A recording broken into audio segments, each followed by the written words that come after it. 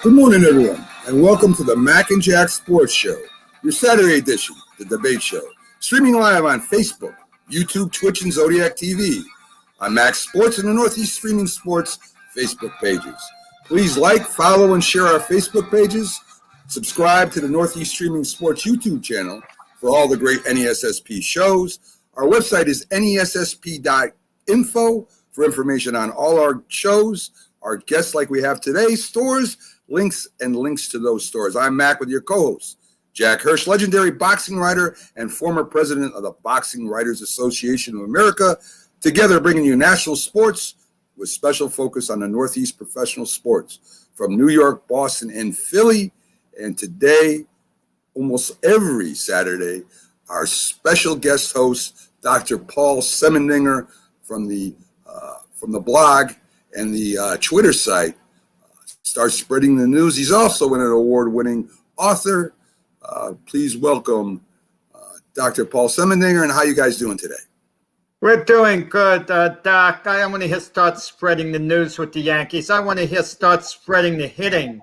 Let's wake those bats up. They're terrible. Maybe Pedro Serrano from the movie Major League had a way trying to wake the bats up. Something has to be done with especially the bottom of the order. 4 guys hitting on the 200 in the order. The other night the Rays scored 9 runs in 4 innings. The Yankees have scored 9 runs in a game once. Right. I mean, listen, guys. In fact, let's do a quick update, and we'll start with the playoffs over in the NBA. The Clippers even the series 3-3, winning 104-97. They're, as I said, they're 3-3. Today we got the Bucks and the Nets. Should be a great series. And the NHL, Montreal beats the Jets 1-0, which they're surprising everybody. I think the Knights win 3-2. They're up 2-1. And Jack brought up the baseball, and I don't want to say I told you so because it's still early. But the Red Sox beat the Yankees 5-2. We also had the Mets. They lost, I think it's 2-0. Let me see if I can bring it up here. Yeah, the Mets lost 2-0 to the Padres, which are a very good team. And we also had the Phillies losing to the Nationals 2-1. And if I'm not mistaken,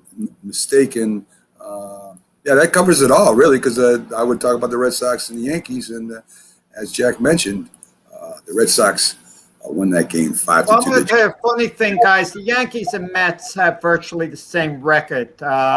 And the Mets are comfortably in first place. And no one's really talking about them. But they've been in some ways as mediocre as the Yankees have been. Lindor's finally starting to hit for the Mets. And I anticipate, players like Clint Frazier are going to start to hit for the Yankees a little more. But it just shows you it's all relative to the division that you're in, because if the Yankees win the National League East instead of the Mets, they'd be in first place right now. We wouldn't really be talking so much what's wrong with the Yankees, but because they're a few games out, they're struggling, they've been inconsistent. We're worrying a lot more about the Yankees than we are about the Mets. Well, Jack, that's really not a great comparison because the Mets are playing different teams than the Yankees are playing. Who knows what the Yankees' records would be if they were in the National League East? They would be playing the same teams. They would be playing National League teams. So to say that their record would be the same in the National League, we don't know that. We really don't. The Yankees play, of course, American League teams. So, we don't know what their record would be in the NL East, really. So, I mean, record for record, yeah, but who knows what the Mets record would be if they were in the American League East also. So that's hard to say. So I didn't get a chance to do the poll question this week. Sorry about that, folks. But I do have the one thing that we do every week here on the Mac and Jack's Sports Debate Show when we have Dr. Paul Semendinger in.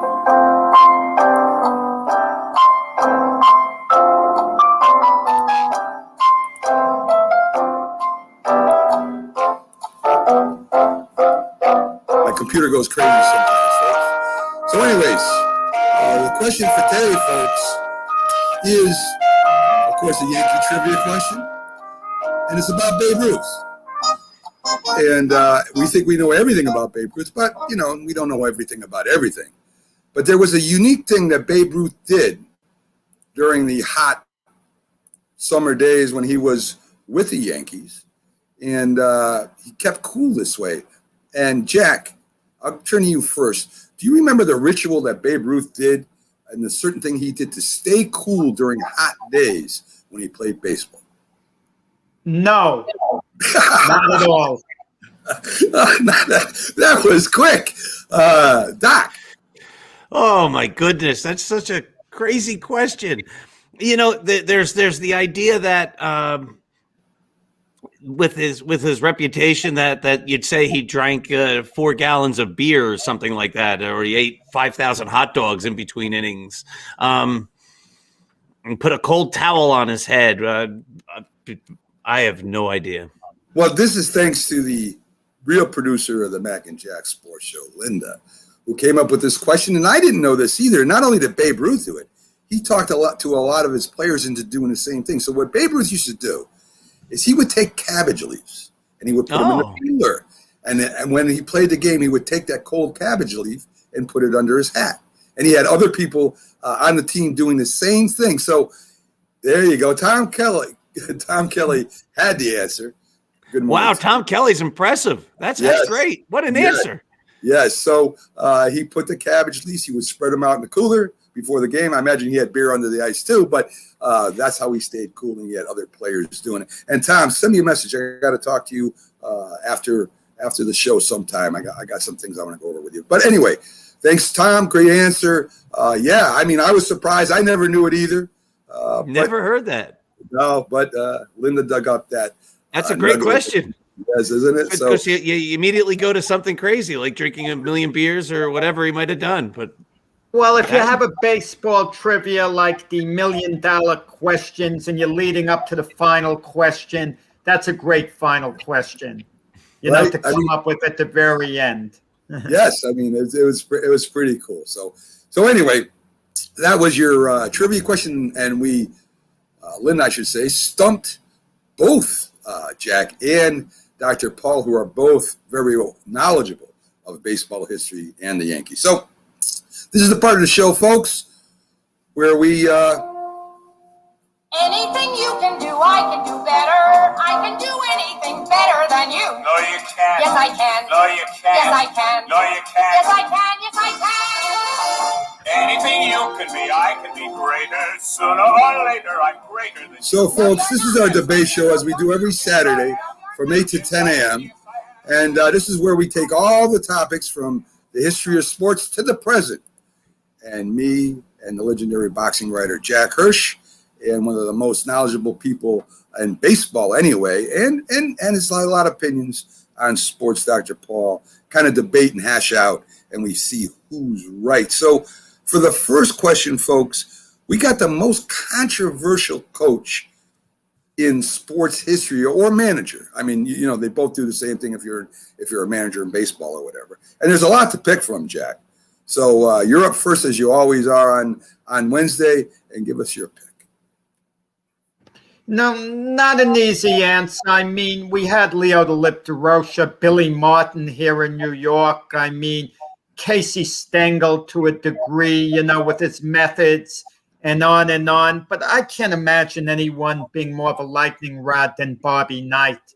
I mean, the Indiana head coach. I mean, he was just in the news all the time. I mean, everyone always questioned his methods. They felt he harassed the kids. He got on them. He yelled at them. He was a little too hard on them, people felt. But we don't know how his players felt about him, okay? It seemed more public perception of how he treated his players. And, of course, everyone's an individual. Some players are sensitive. They can't stand any type of criticism, a coach snapping at them. Others, you know, they have thick skin. Everything is going to bounce off. But Bobby Knight kept going at it with the media all the time. He was very combative. He was a great story for the media. And look, let's be honest. He brought a lot upon it himself by throwing a garbage can across the court. If you don't think that's going to be headline stuff, once, and this is sad to say, he choked the student. Totally unacceptable, of course. And he denied it, but then they caught it on tape later on. Indiana University gave him a no tolerance rule, eventually moved on from him. He wouldn't come back to the campus despite having a great career at Indiana, a lot of success on the court, that's for sure.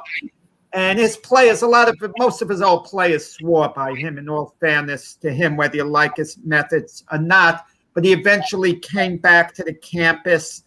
And Bobby Knight put fear in everyone. That's how he worked, off the fear factor, okay? If he called a player in the office, the player would really be worrying what was up. He was always in the news. And Bobby Knight was always very sensitive as to what the media would say. I mean, he did that famous interview on ESPN with Jeremy Schaap, in which he tried to make nice to Jeremy Schaap beforehand, but Jeremy Schaap avoided him and then came down hard on Bobby Knight in the interview, and it didn't go too well. But Bobby Knight, I mean, we're as combative as can be. So if you think of a coach who's going to have a go at it more than anyone else, I mean, it was Bobby Knight. I'm just going to mention one quick last thing about Bobby Knight. I'm not going to mention who the person in the media is, but that person, who's a good friend of mine, was at a party for a coach he knew, and Bobby Knight was at the party, and Bobby Knight knew. If I heard that guy was a member of the media, so not even knowing him, he just walked up to him and basically started. That's how combative he is. And my friend in the media was ready to fight with him. That's how combative Bobby Knight could be, like even off camera. But I'd say Bobby Knight, the most combative, controversial coach/manager in sports history. Yeah, to me, Jack, is a pretty there's a big field, I think, that you can go for, depending on what you think is controversial. Being a coach, and in a lot of ways, I was old school, but I always knew that, being a coach meant being a teacher. So even though discipline is very important to teaching, there's a point and a line that you should never cross. For instance, discipline-wise, a lot of people had a problem with Joe Judge, right, when he was making supposedly men run laps, and they thought that was embarrassing to the player. I used to have the kids under me do push-ups when they made mistakes, so that they would mentally be ready. You lose a lot of games by not mentally being ready. Physically, I mean, some people have more talent or have more gifts, but in the mind, you've really got to be prepared to play any game, especially some of the ones that are more complex. So if you're coaching somebody, you've got to realize that they are all individual people, and that, as you said, Jack, you're almost like a psychologist. Some people you can kind of yell at, and they need that to become better. That makes them more intense. Some you do that, they turn off. I used to take the players and pull them to the side and do one-on-ones with them, where I could really talk to them about anything I wanted without embarrassing them, and that seemed to work for me. But there's different ways of doing it. I mean, you look at Vince Lombardi. Vince Lombardi was probably one of the hardest coaches there was in football, built a dynasty, and the players loved him, So you have to have the things we don't see behind the scenes is where I think the coaches become effective. And there was one coach, Jack, for Ohio State, right? He makes Urban Meyer look almost unimportant in Ohio State history. The man's record, let me get to it here, was like, here it is, 205 to 61 and 10, Woody Hayes. Now, Woody Hayes had a lot of quotes that he put that he would put for people. He didn't like nice people. This is one of his quotes, right? I'm not here to win a popularity contest. I'm here to win football games. I don't like nice people. I like tough, honest people. Football is a wonderful way to get rid of aggression without going to jail for it. So we already know, just by his words, what kind of man Woody Hayes was. Well, Woody Hayes was in his last year of football. He was supposed to retire, but they didn't win the championship, so he came back another year.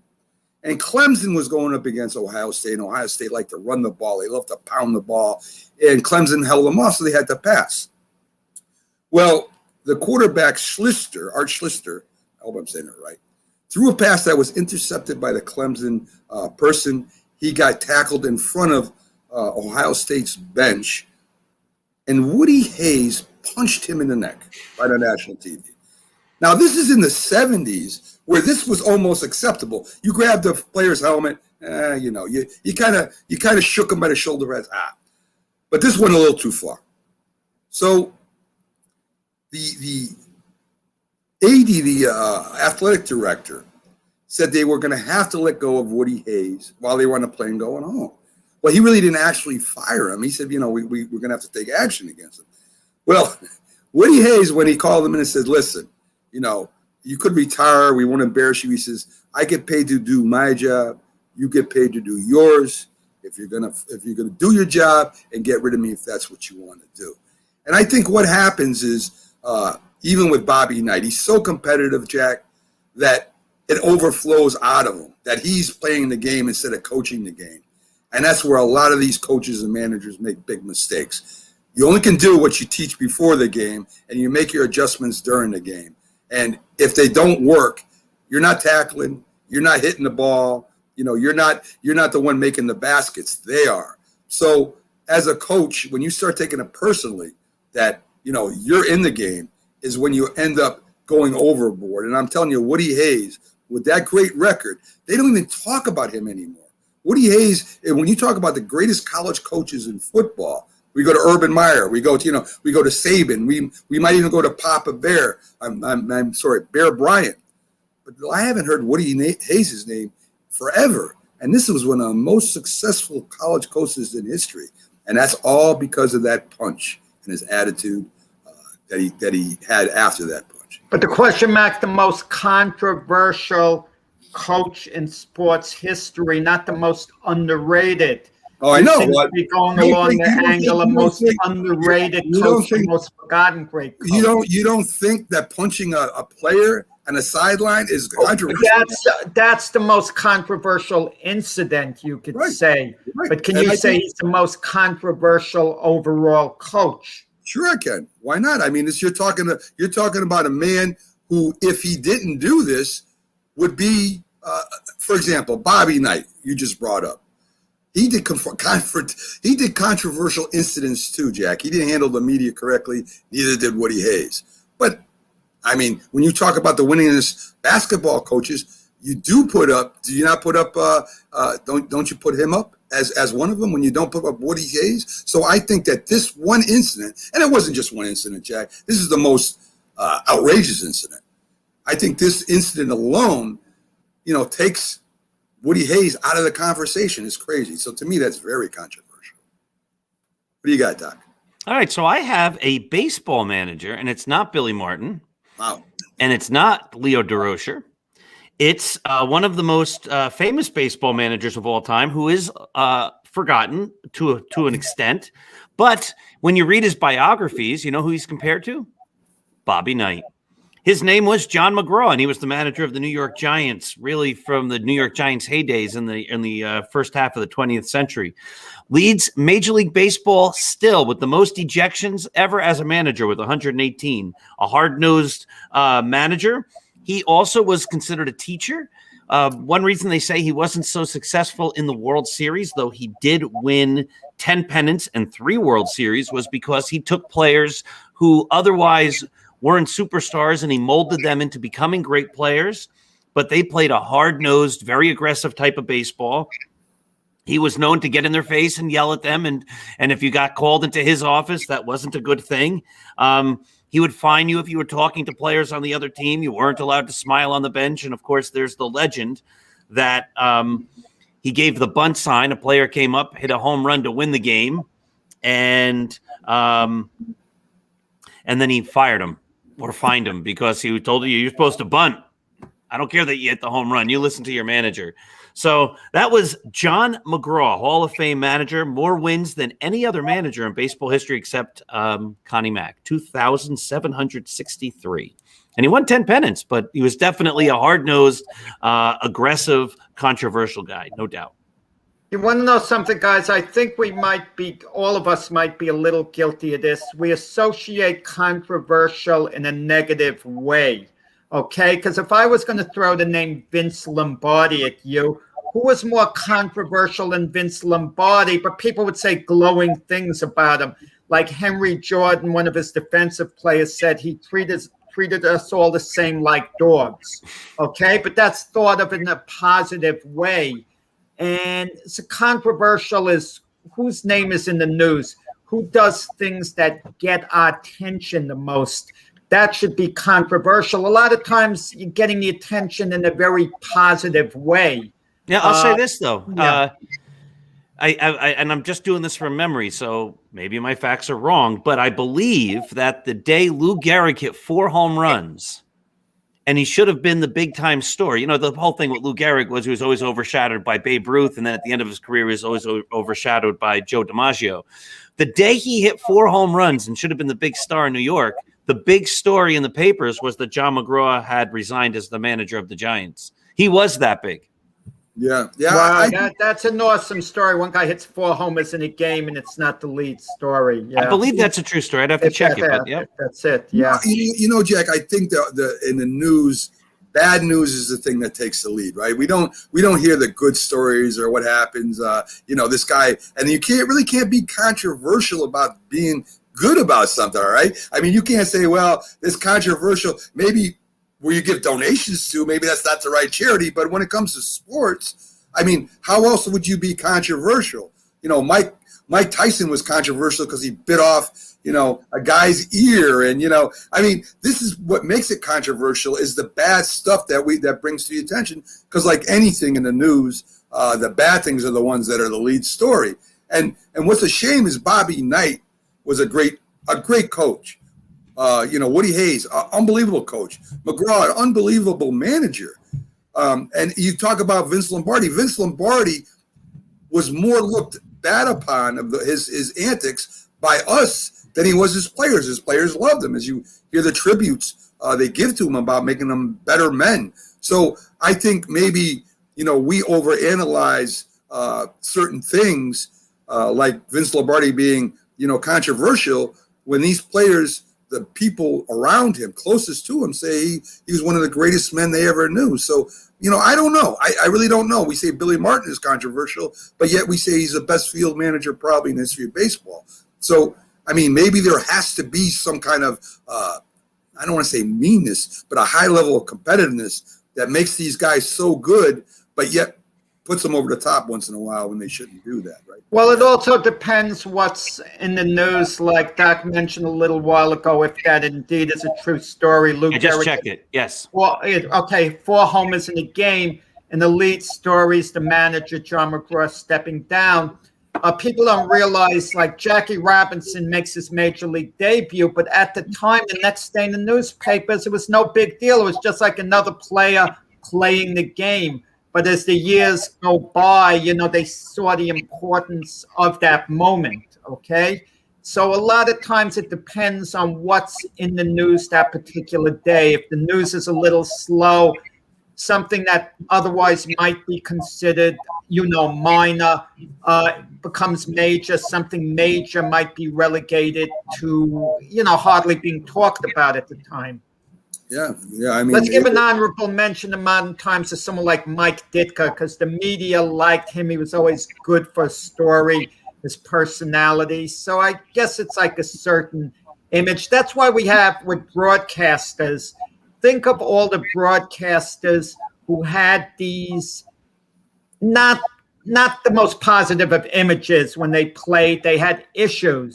And they're prominent in the broadcast booth. I mean, you go Major League Baseball, A-Rod, okay? Having a prominent role. You have Michael Irvin for the NFL, and on and on and on. Keyshawn Johnson, the ultimate eye guy, like throw me the ball. And, he has a prominent role on ESPN. And, it's just the way it works. The guys who have this big personality at the time that's newsworthy seem to get rewarded with a spot in the broadcast booth late on. Yeah. Not that they shouldn't, but, it's just the way it is. Good morning to Keith. Glad you could join us this morning, Keith. So our next topic, guys, is the most effective pitch in baseball. And of course, I mean, I guess if you were Mariano Rivera, there would be only one, right? So I mean, so I guess it depends on how you look at it. I'll go first. To me, it's the changeup, guys. I mean, there is nothing like changing speeds on batters when you got the same throw in motion. If you can throw up in the mid to high 90s, there's nothing more effective. A good batter can pick up the spin of the ball off a pitcher's hand if it's a slider or a curve. He can tell how he breaks his wrist certain times. But when you see the same motion coming at you, when he's throwing 98 miles an hour, and that same motion with either less of grip or a split finger or whatever you use as a changeup, whether it's a knuckleball, a knuckle curve, whatever it is, when that change happens and it's the same motion, there's nothing like it. So some of the greatest pitchers in history had great changeups, and it completely, if done right, fools the batter. They say moving the ball around the plate, different corners, makes a great pitcher. Well, so does change in speed. You hear them talk about it all the time. If you all of a sudden you're getting ready to swing at that 96 mile an hour fastball, and it comes in at 85, it gives the batter something to think about. He doesn't really know what you're doing, and that's why I picked the changeup. So go ahead, Jack, respond if you like. Or let me tell you, like all kids, I think a lot of us when we were very young, we all wanted to be Major League Baseball players. I think that's a dream. Still do. Right. Still do. I mean, some never let go of the dream.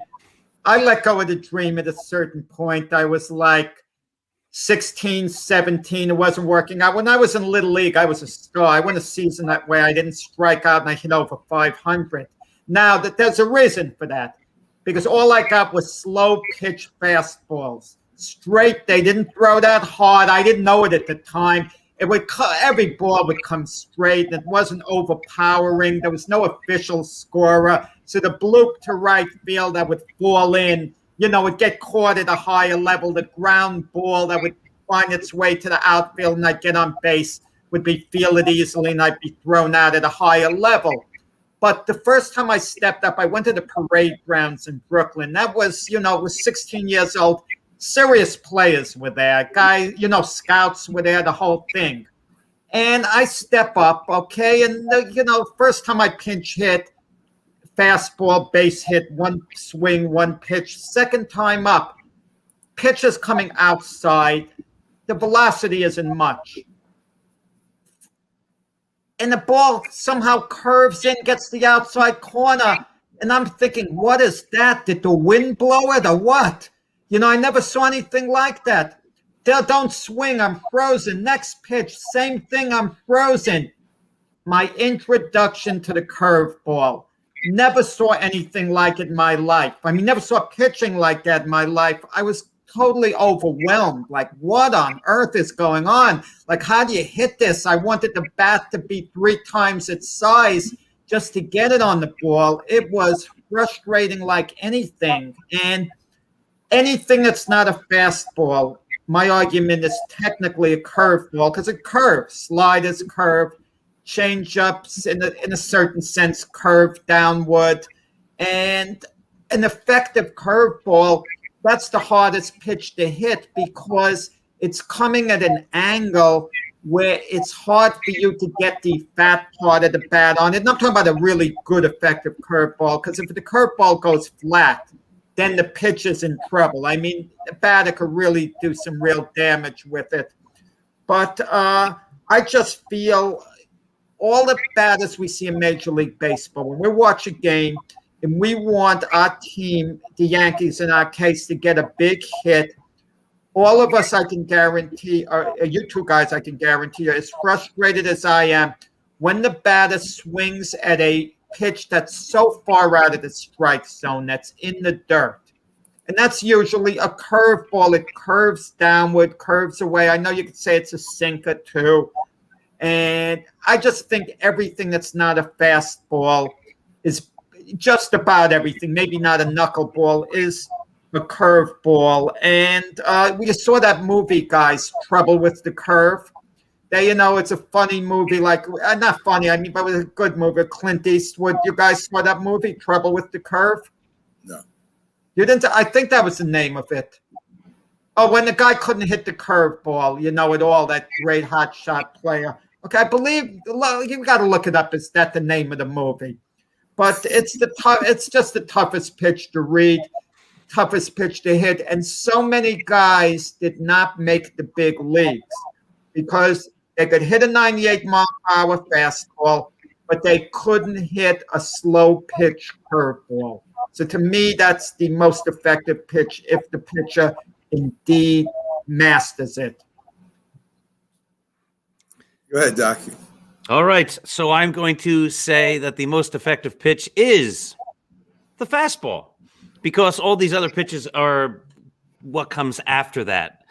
Most guys who are signed to pitch in the major leagues today, or even professionally, are kids that throw hard.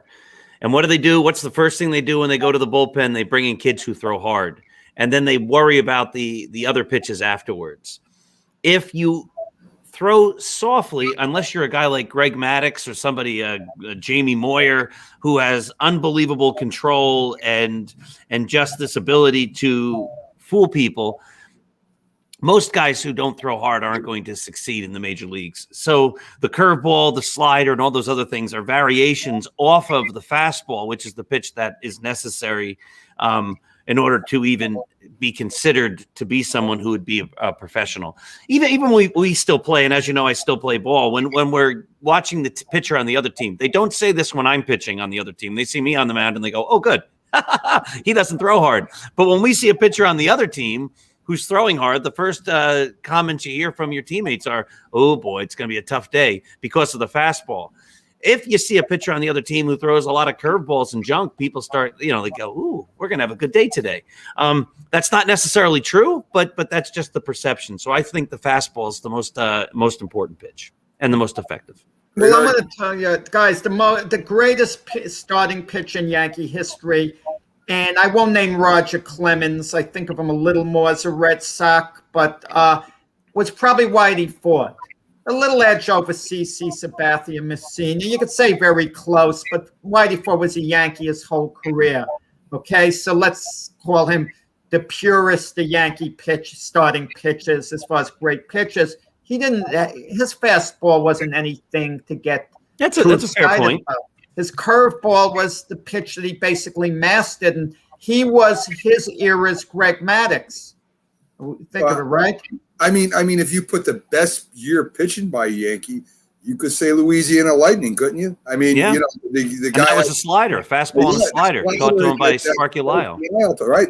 So I mean, his fastball was unbelievable, especially for a man his size. I don't believe he could throw that hard, 96, 98 miles an hour, weighing about $150. I mean, he was incredible. But the slider came off the fastball, Doc. I think that you hit it on the head. I mean, if you can't throw a fastball unless you got control like a Whitey Ford or a Greg Maddux, which is very hard to do, especially in today's game, because they really don't call the corners like they used to. You really can't stretch a plate like you used to, I feel anyway.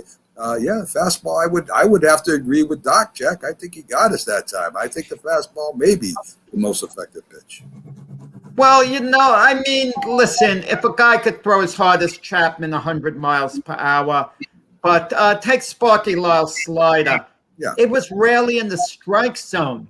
You kind of wonder if batters would have patience and just not swing. Once a batter gets 2 strikes on him, I believe the majority of the batters kind of panic in the sense they don't want to be embarrassed at taking a third called strike. They feel they have to swing at that point.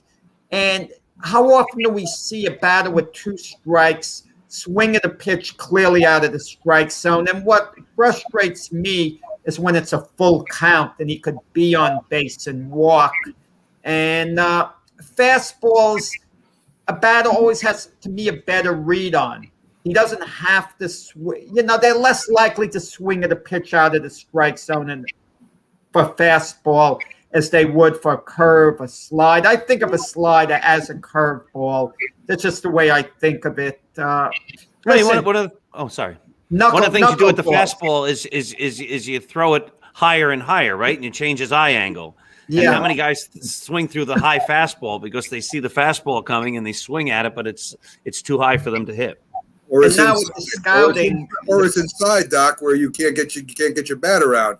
You know, if it's right way inside, a little closer to him than that. And I've seen a lot of people take a fastball on, when a guy throws a lot of junk. I've seen a guy, for instance, Mariano at the end of his career, he would hit that outside corner, and they're thinking it's going to be a cutter and break away. So, I mean, I've seen people use the fastball to strike out batters in a lot of different ways. But as you say, the base of a good pitcher today, anyway, if you're going to argue today, is definitely 95 plus fastball. I agree with that, Doc. So anyway, so I guess and Jack, there's got to be a difference between a curveball and a slider, or they would just call it a curveball. So I don't know. I mean, I think they gave it fancy names, and I think we buy into it. But Sparky Lyle slider, it was mean. It curved. It really curved low and away.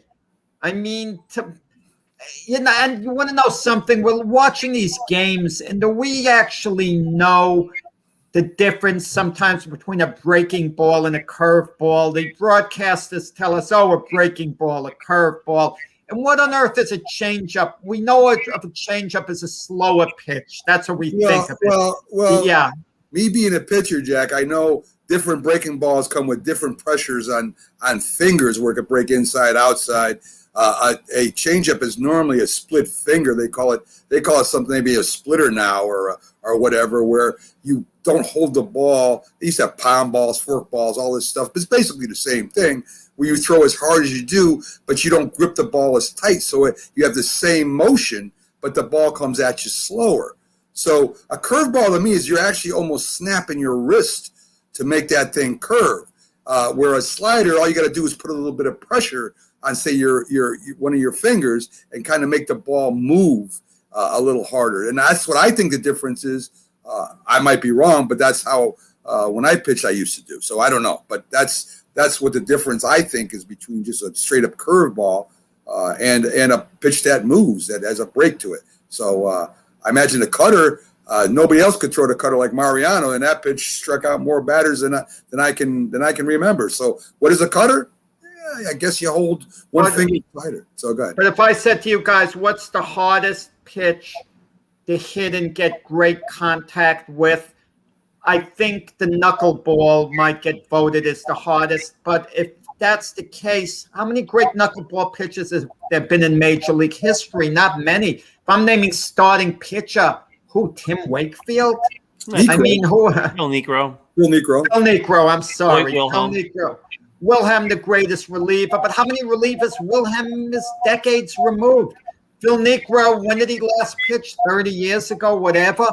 And Phil Niekro was great pitcher, but a little level below the guys we mentioned, like Greg Maddux and so on. But he's a knuckleball, and if it's the hardest pitch to hit, he should be near invincible. More guys should have picked up the knuckleball and learned it. The problem with the knuckleball, Jack, it's so hard to control pitching. I mean, to drop it in there for a strike is very hard. I've seen some people throw it. I experimented with it as a changeup when you dig them knuckles and the fingers into the ball. But the thing drops so weird, depending on how you throw the ball and the wind. And I mean, it's so slow that it's very hard to control. So to be a great knuckleball pitcher is not easy. Well, we need the Yankees to get a knuckleball pitcher and Gary Sanchez to be his catcher for each game. Gary Sanchez with a knuckleball specialist. That's what we need. Definitely. So the next topic, guys, is who should and we know who the MVP of the '69 World Series was.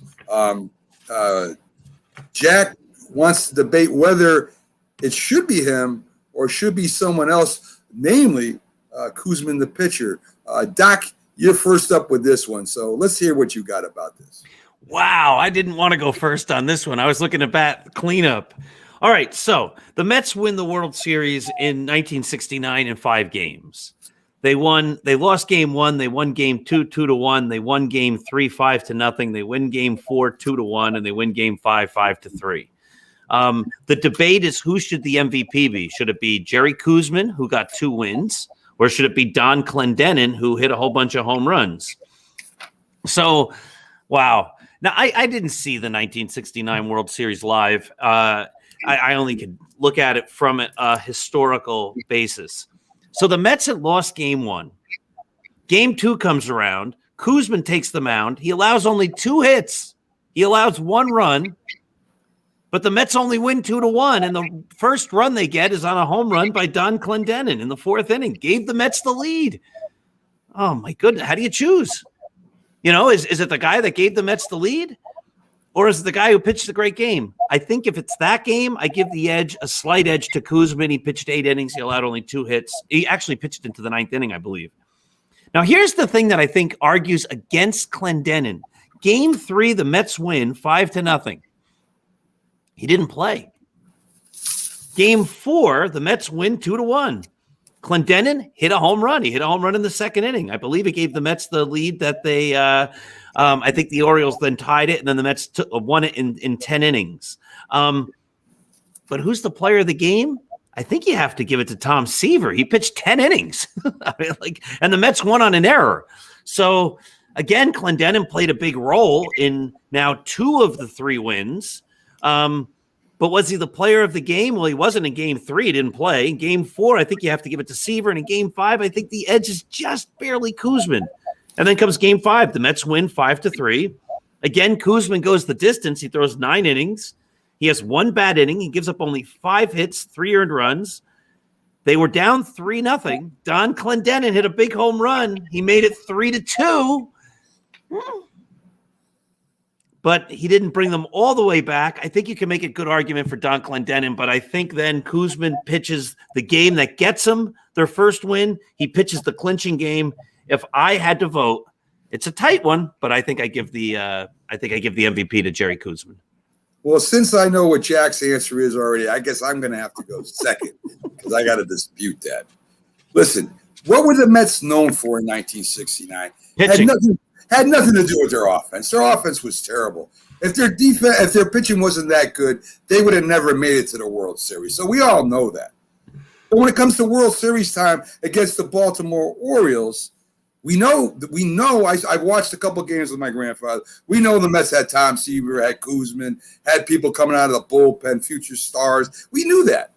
But we didn't know about their hitting, did we? We thought, well, they're going to pitch good, but can they hit? Well, the argument for Clendenin is that he batted not only had them, 3 home runs in them 5 games, but he batted for 357 guys. And then 3 home runs in a 5-game series is tied for all-time best in a 5-game series. As you mentioned, if it wasn't for Clendenin, the Mets would never maybe have even won the series without them home runs and without that 357. He also drove in 4 RBIs and scored. So in the day back then when we knew why the Mets were going to go to the World Series, well, we know why they went. And without any offense to speak of, we had one guy that stood up, and when he didn't play, they got beat. So as great a pitcher as Koosman is, and there's no doubt that Koosman is one of the greatest Mets pitchers of all time. If it wasn't for that one series with this one guy, the Mets probably wouldn't have won the series, guys. It's really that simple. So to me, it was the right pick. You give Koosman, the Cy Young for the World Series if there was such an award. But MVP stands for player. And you've got to admit, a position player plays all games, plays all innings, is on defense, hits the ball, and played first base, a very important base in the infield, I might add. So Koosman, it's close, but I think they got it right, Jack.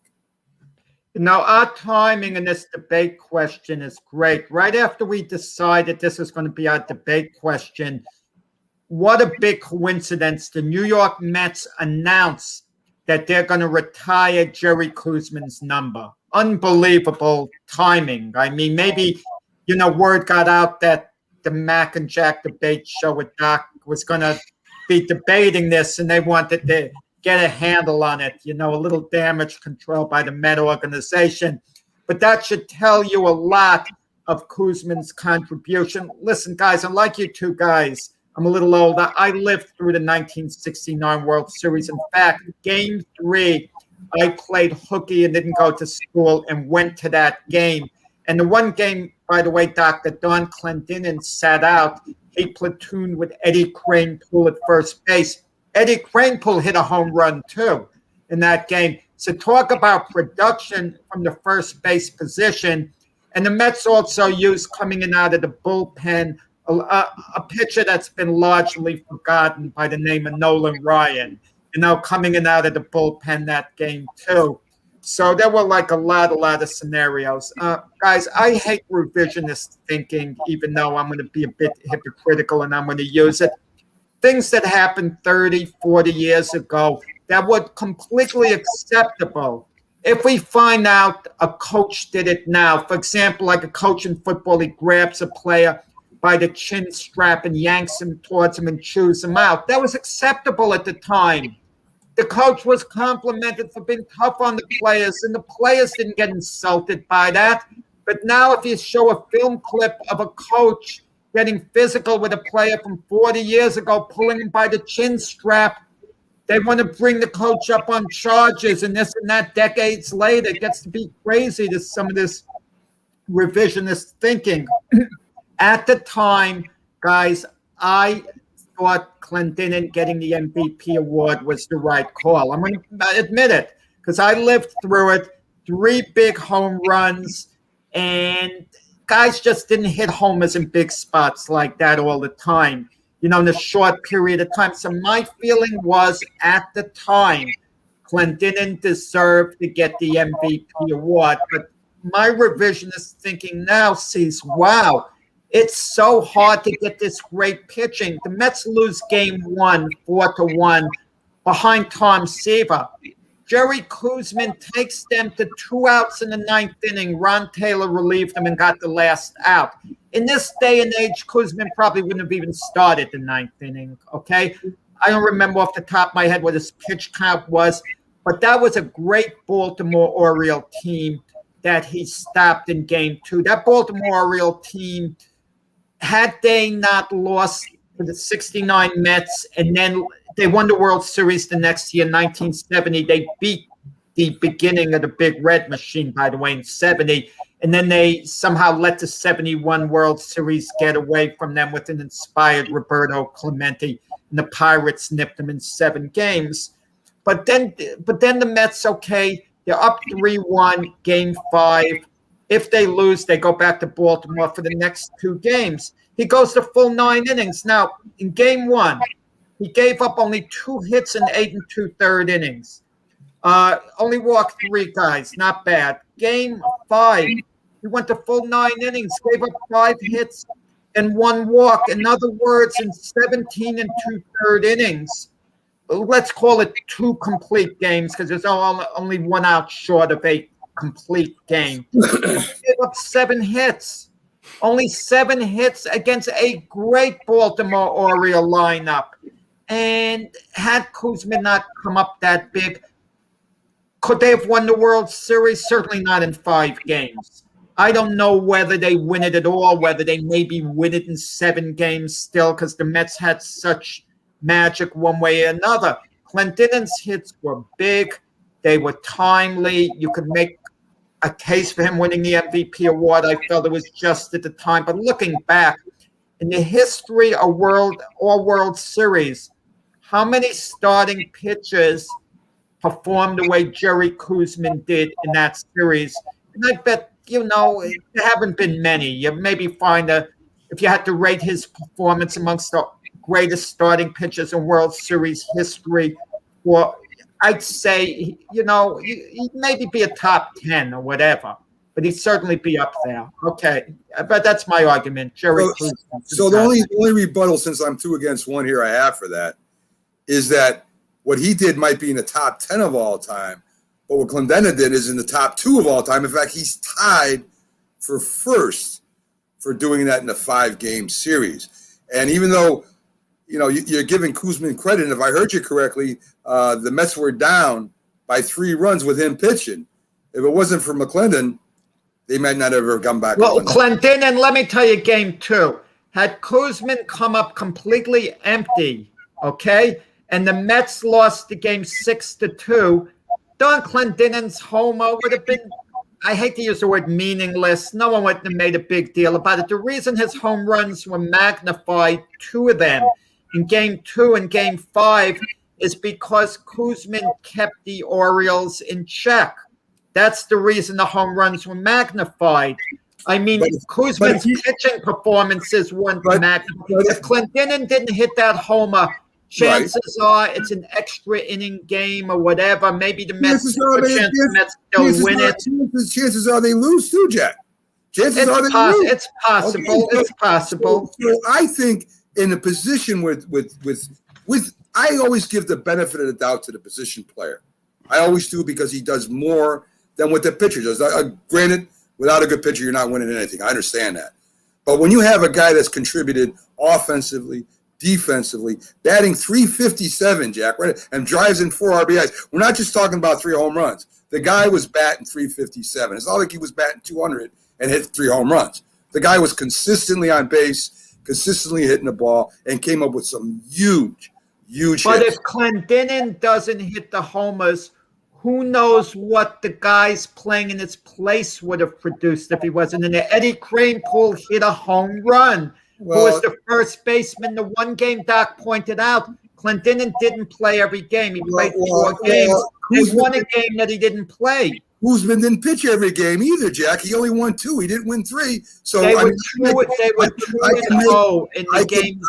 I can make the argument, Jack, that Koosman didn't pitch every win either. So I mean, you're saying, well, he didn't play first base and another guy hit a home run. Well, another Met pitcher pitched and won a game too. Let me ask Doc this and you this, Mac.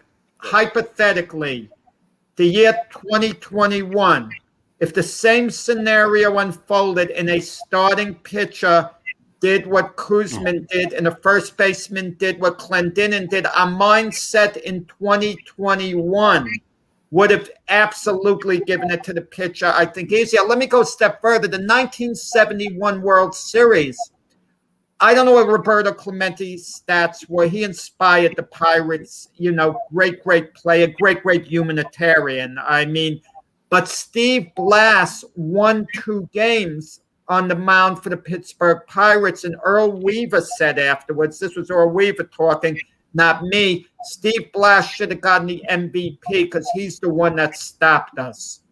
I'm just stating, yeah.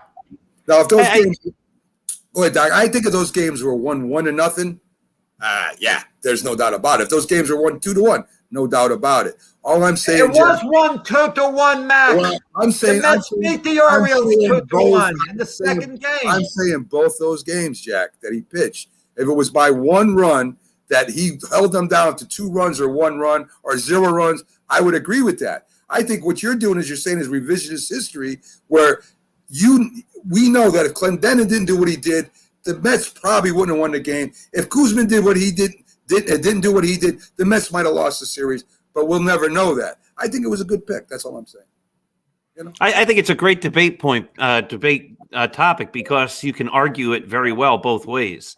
Don Clendenon's home runs did change those games, and Koosman didn't pitch in every game. But then again, Don Clendenon, the Mets won 4 games. Koosman pitched in 2 of them. Clendenon played in only 3 of them. He only played in 1 more, but he did have an impact in 3 of the games. Koosman only had an impact in 2 of the games. So I think it's a great debate, because you can argue it. You can make a great argument for both of them. That's what makes it fun. I think Clendenon played in 4 games. I think No. I'm saying the Mets won 4 games. Right. And Clendenon played a role in 3 of the 4 3 wins. of them, yeah. That's what I'm saying. And of course, the pitcher is the biggest part of you winning, because good pitching beats, good hitting and all that happy stuff. Folks, we're going to take a break. On the other side, we have a topic that's not as old. I guess it is old, but it's new too. And that is, should trash talking be allowed? I don't know what that even means, but should trash talking be allowed in sports? And we're going to see what degree we're talking about and what exactly we're saying, because I'm really not sure. I'm not sure where we're going with this topic, but it's going to be a lot of fun. I guarantee you that. We'll be right back after this, folks. Stick with us. And as I said, right back after these messages. If you served honorably in our nation's armed forces and you're looking for a way to continue serving your fellow veterans in your community, then join AMVETS. Each year, AMVETS members volunteer millions of hours at VA healthcare facilities from coast to coast, helping to improve the lives of their fellow veterans through the VA Voluntary Services Program. AMVETS posts and departments also participate in a wide variety of community service projects, ranging from Americanism in our schools to supporting the Special Olympics and Boy Scouts of America. If you no longer wear the uniform today, you can still serve through the AMVETS by joining today at amvets.org. Hi, Grandma. What's for dinner? Hey, honey, I'm making stew tonight. Ooh, can Nina come over? I'm not sure about our new friend. I wonder if there's been any drinking going on. Alcohol at her age can lead to so many bad things. I've been meaning to ask you, what would happen if someone offered you a drink? Grandma? This is hard. She's so young, but I know I need to talk to her about it now before someone tries to give her alcohol. If anyone ever does offer you a drink, I want you to say no. I have too much respect for my family, and I don't want to get in trouble. Okay. Really? I promise, Grandma. I love you too. Okay, how about tasting the stew and telling me what you think? Some children may try alcohol as young as 9 years old. It's not too early to talk about drinking. For tips on how to begin the conversation, visit underagedrinking.samhsa.gov. That's underagedrinking.samhsa.gov. This message brought to you by SAMHSA and this station. When you hear the word asthma, you probably think of shortness of breath, coughing, or inhalers. Lots of things can trigger asthma, but the fact is that asthma doesn't just attack, it can kill. But with proper medical management, asthma is controllable. If you experience shortness of breath, wheezing, tightness in your chest, or persistent nighttime coughing, you may have asthma. See your doctor and get the facts. You'll breathe easier. For more information, call 211 Info Line. A message from the Connecticut Department of Public Health, keeping Connecticut healthy.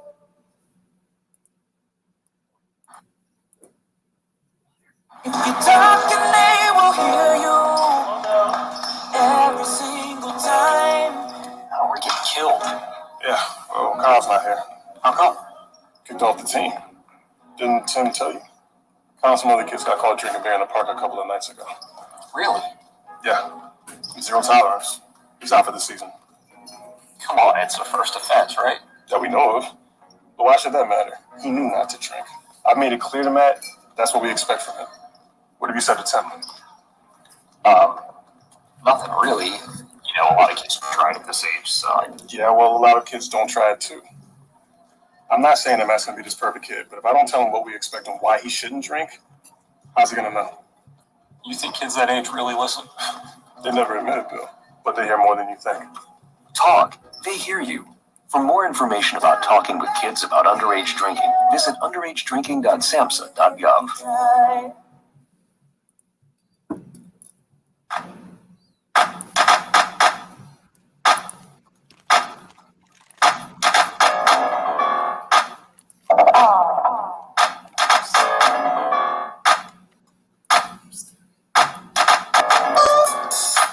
Good morning. You're listening to the Mac and Jack Sports Show on Northeast Streaming Sports.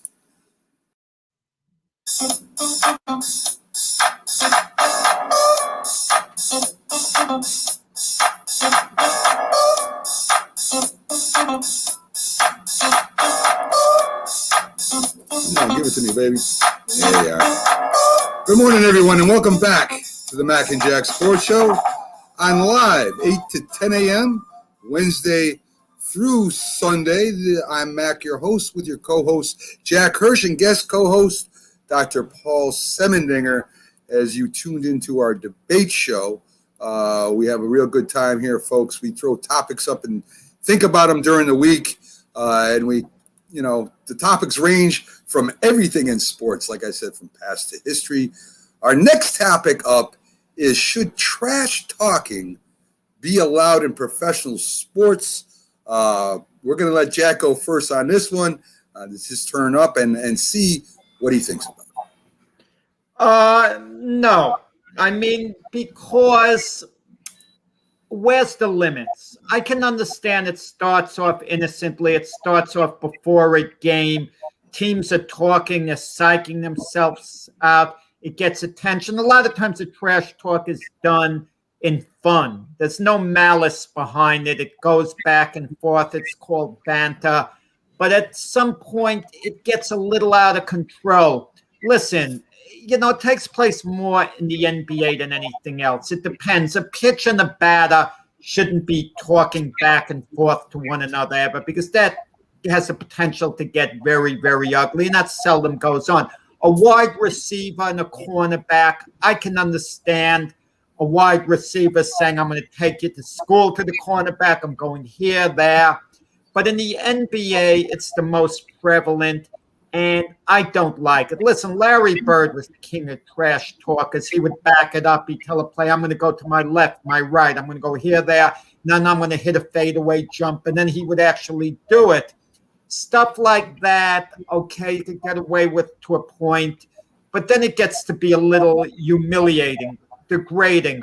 One team is beating another decisively, or one player just can't guard another player, and that player knows it.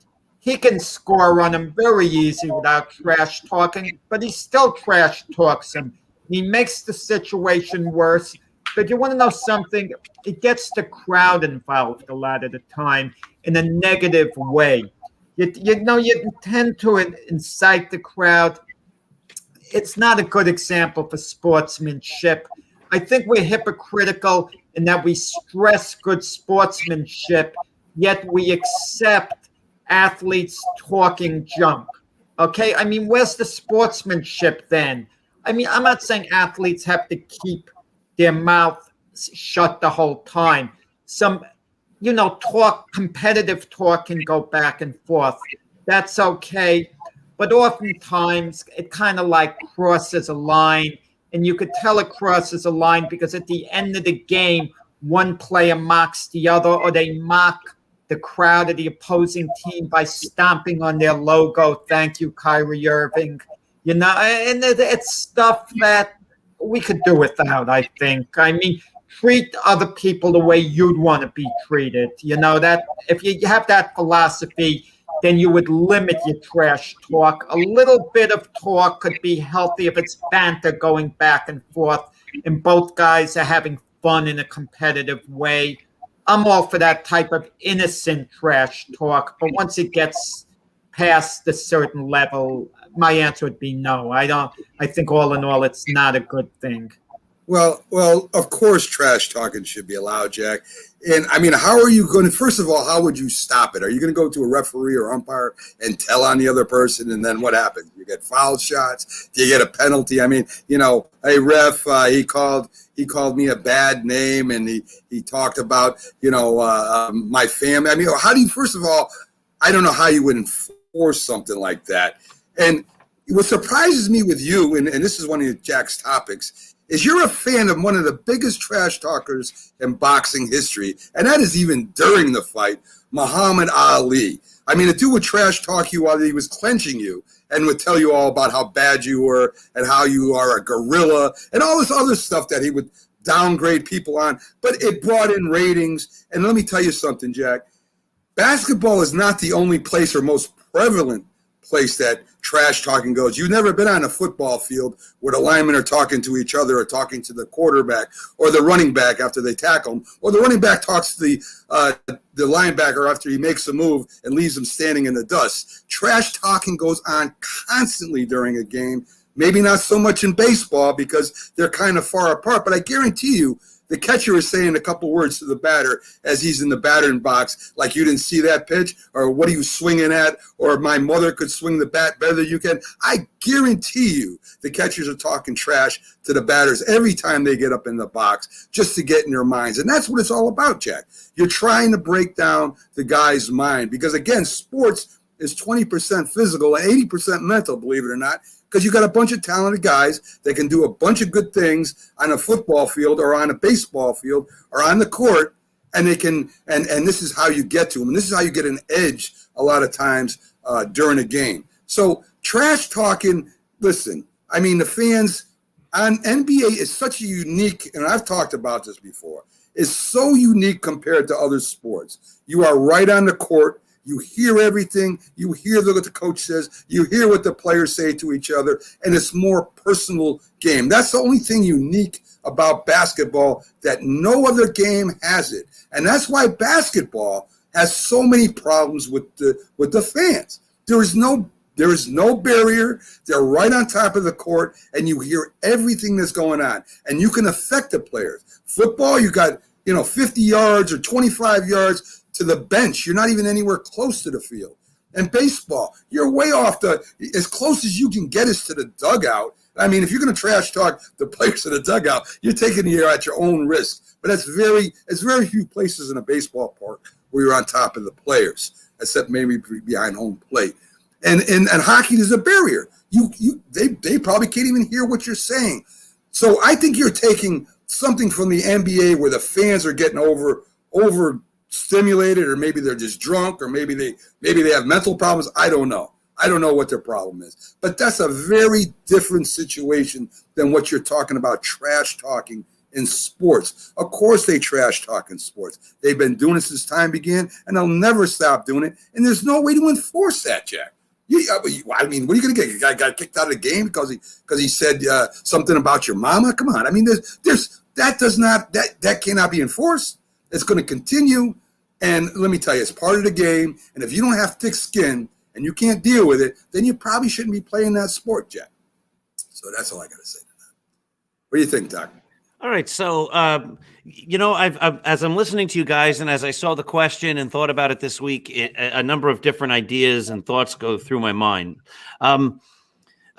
I was thinking more like this idea of bench jockeying and things like that. When you talk about the old time baseball and the players yelling across the dugouts to each other and things like that, and usually when that's portrayed and discussed in literature or in the movies or anything like that, the guy doing the bench jockeying is seen as a bad guy, and oftentimes with negative implications because that person's being racist or behaving in a very poor way when they're doing that, and that kind of stuff should not be allowed. And I think Jack talks about how it's crossing a line.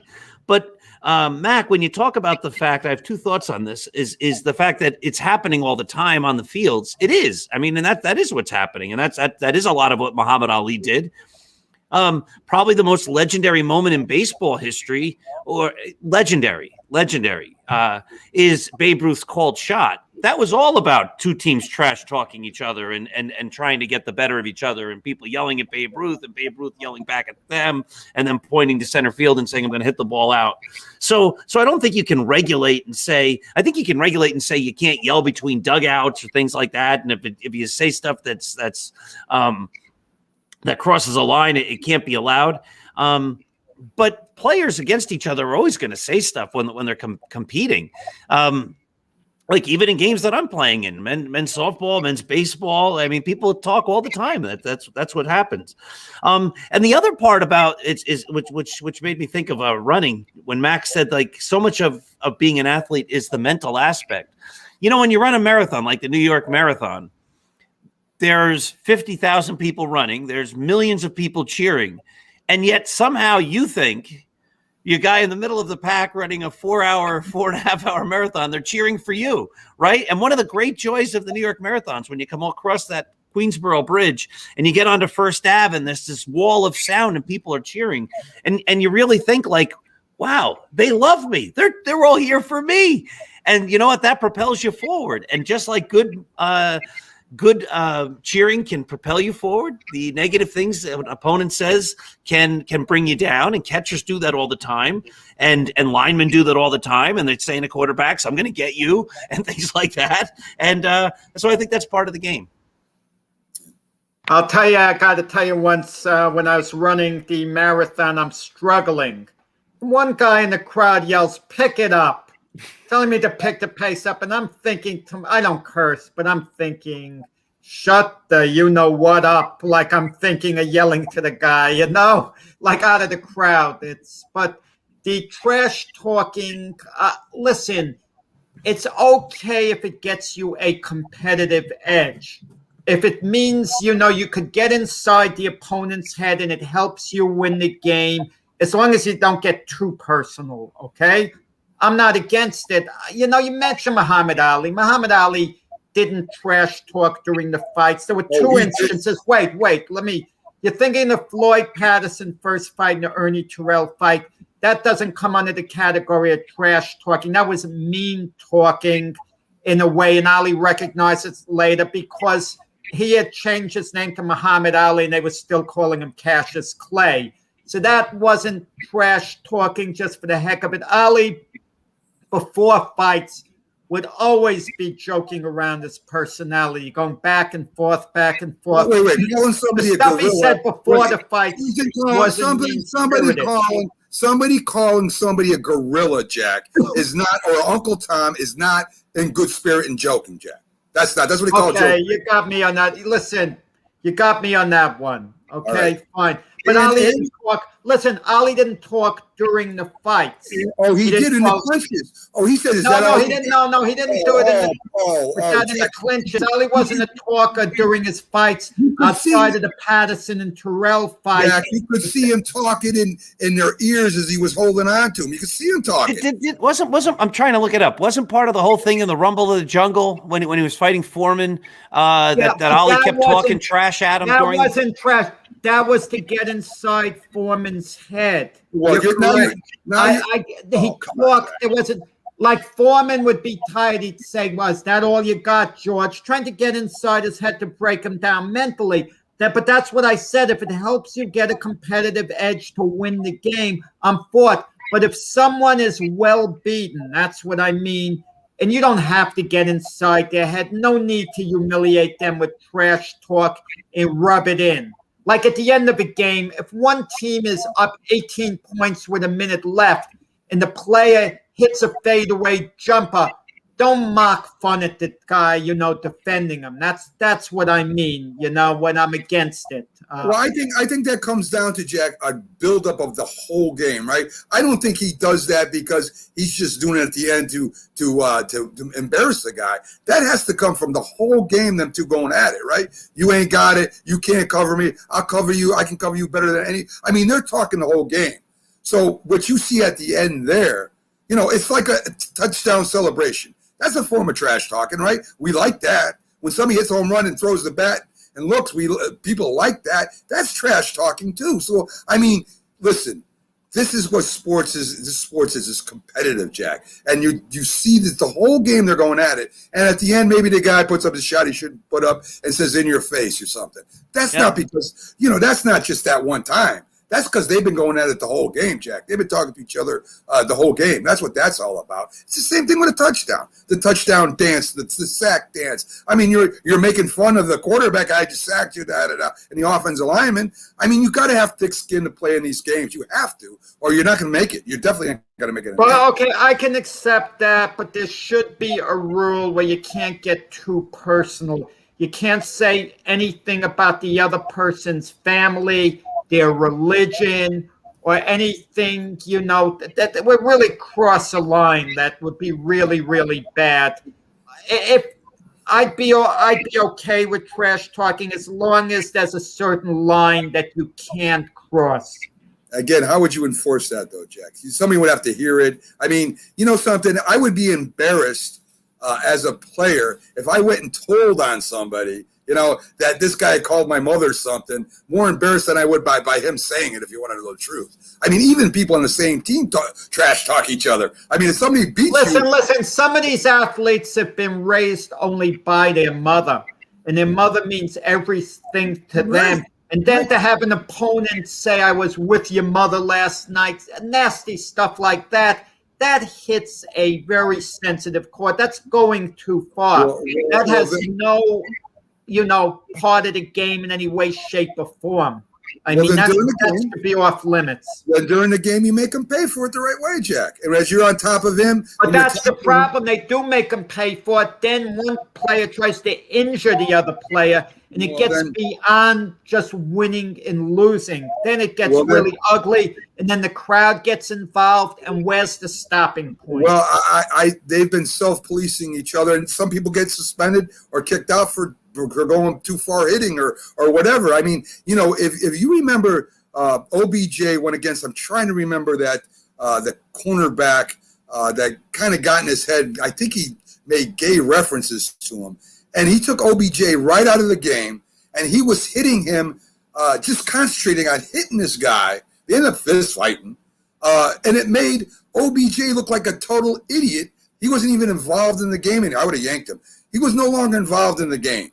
He was just trying to hit this guy after the play. They got panicked. Oh, that was Norman with the Redskin game. Right. Yeah. Gosh, Norman. Yeah. He took OBJ right out of the game. That's what he wanted to do. He succeeded in doing it. And right today, it's not like OBJ is going there trying to kill this guy. Now it's done. It's over with. I mean, listen, it's been going on forever, Jack. I understand what you're saying when the fans get involved and start doing things to their players. I agree that shouldn't be allowed, and they're taking steps to stop that. But again, that's basketball, and basketball is a totally different fan arena. It's totally different than any other game, and the players are going to continue to trash talk each other. As I said, even your own players on your own team will trash talk you if you mess up or whatever.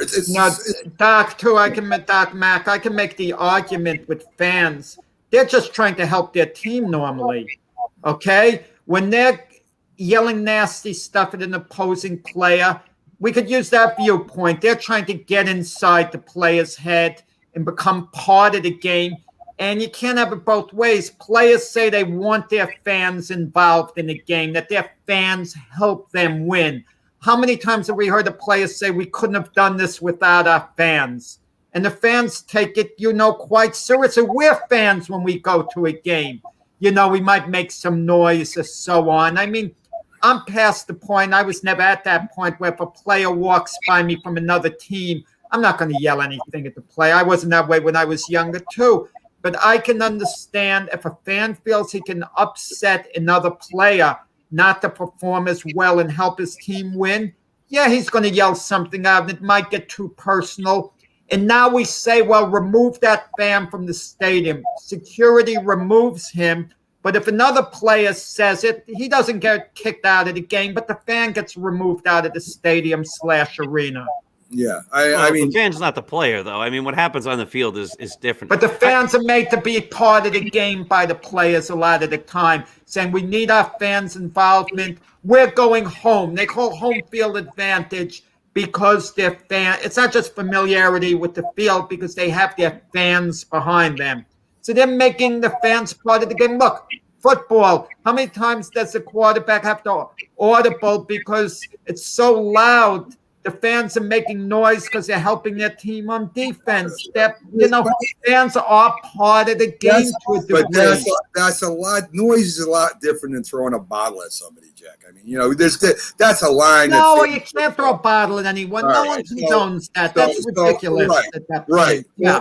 Or to call a player where he can hear you. Again, basketball is a total different animal where they can hear what you're exactly saying because you're on top of the court. And, I blame the NBA for that. How's that? I blame the NBA. I think the NBA should take steps, but that's what sells seats, I guess. You're part of the experience of the game. So, Jack, let's push on to, and you talked about home field advantage, so it's a great segue whether you know it or not. Should football be played in all weather? And the answer is sure, of course it should, right? Football is really the only sport where there's a home field advantage. Baseball to a certain extent, but basketball and hockey are indoors, right? So the home field advantage, you can say the fans, you could say, familiarity. But think about going from the south to the north. You've got to play in an outfield, outside, in the fields that are still outside. That is a home field advantage like no other. Or going from the north to south, right? You're not used to playing in humid weather in Florida, and it's 97 degrees. You can get worn out because you're used to playing in cooler weather.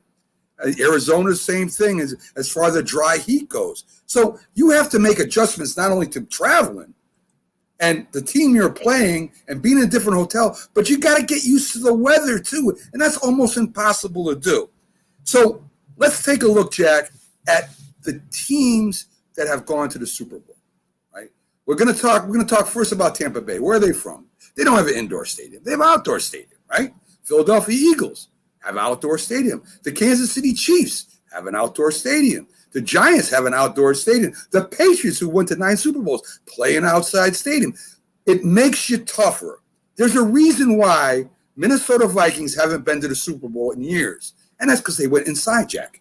They had a huge advantage playing up north, and they were going to the Super Bowl almost on the regular. They were at least in the championship. And there is a sport, football, that's played inside. It's called arena football, Jack. And this is where they go in there and they can throw the ball wherever. There's no wind. Everything's beautiful. And as you see, it will never be as popular as professional football that is played for the most part outdoors. So, to me, you should play football in its elements. It's always been that way. You're supposed to be a tough guy. You're supposed to be able to do this. We see the old photos of football players standing around a trash can with a fire burning, right? That's how they're staying warm back then. They've come a long way. They got the heated benches now. They got the big fans and the cool things, and you got little things you can put in your hands on now to make your hands warm. You got gloves. You got so much things that's changed. But there's no doubt in my mind that every football team should be playing outside in the mud, in the snow, in the ice, in the heat. That makes the team not only stronger, but that makes the game better. Who doesn't like to see football played in the snow? I don't know of anybody who doesn't love to turn on a football game and try to see talented men play this complicated game in the worst of elements. Now, the players might not like it at that time, but it brings back the best memories you could ever think about. The Ice Bowl, right? The Ice Bowl with Green Bay Packers on the last play of the game and a quarterback sneak won that championship. It must have stunk playing in those conditions. It must have been terrible. But guess what? They talk about it to this day. The players even talk about how bad it was, but what a great game it was. Jack, that's what football is all about. It's not about playing indoors, playing with a nice comfy thing and you know, in dresses and in high heel shoes. It's all about the warrior mentality of playing football outside. And that's where it should be played and should still be played today.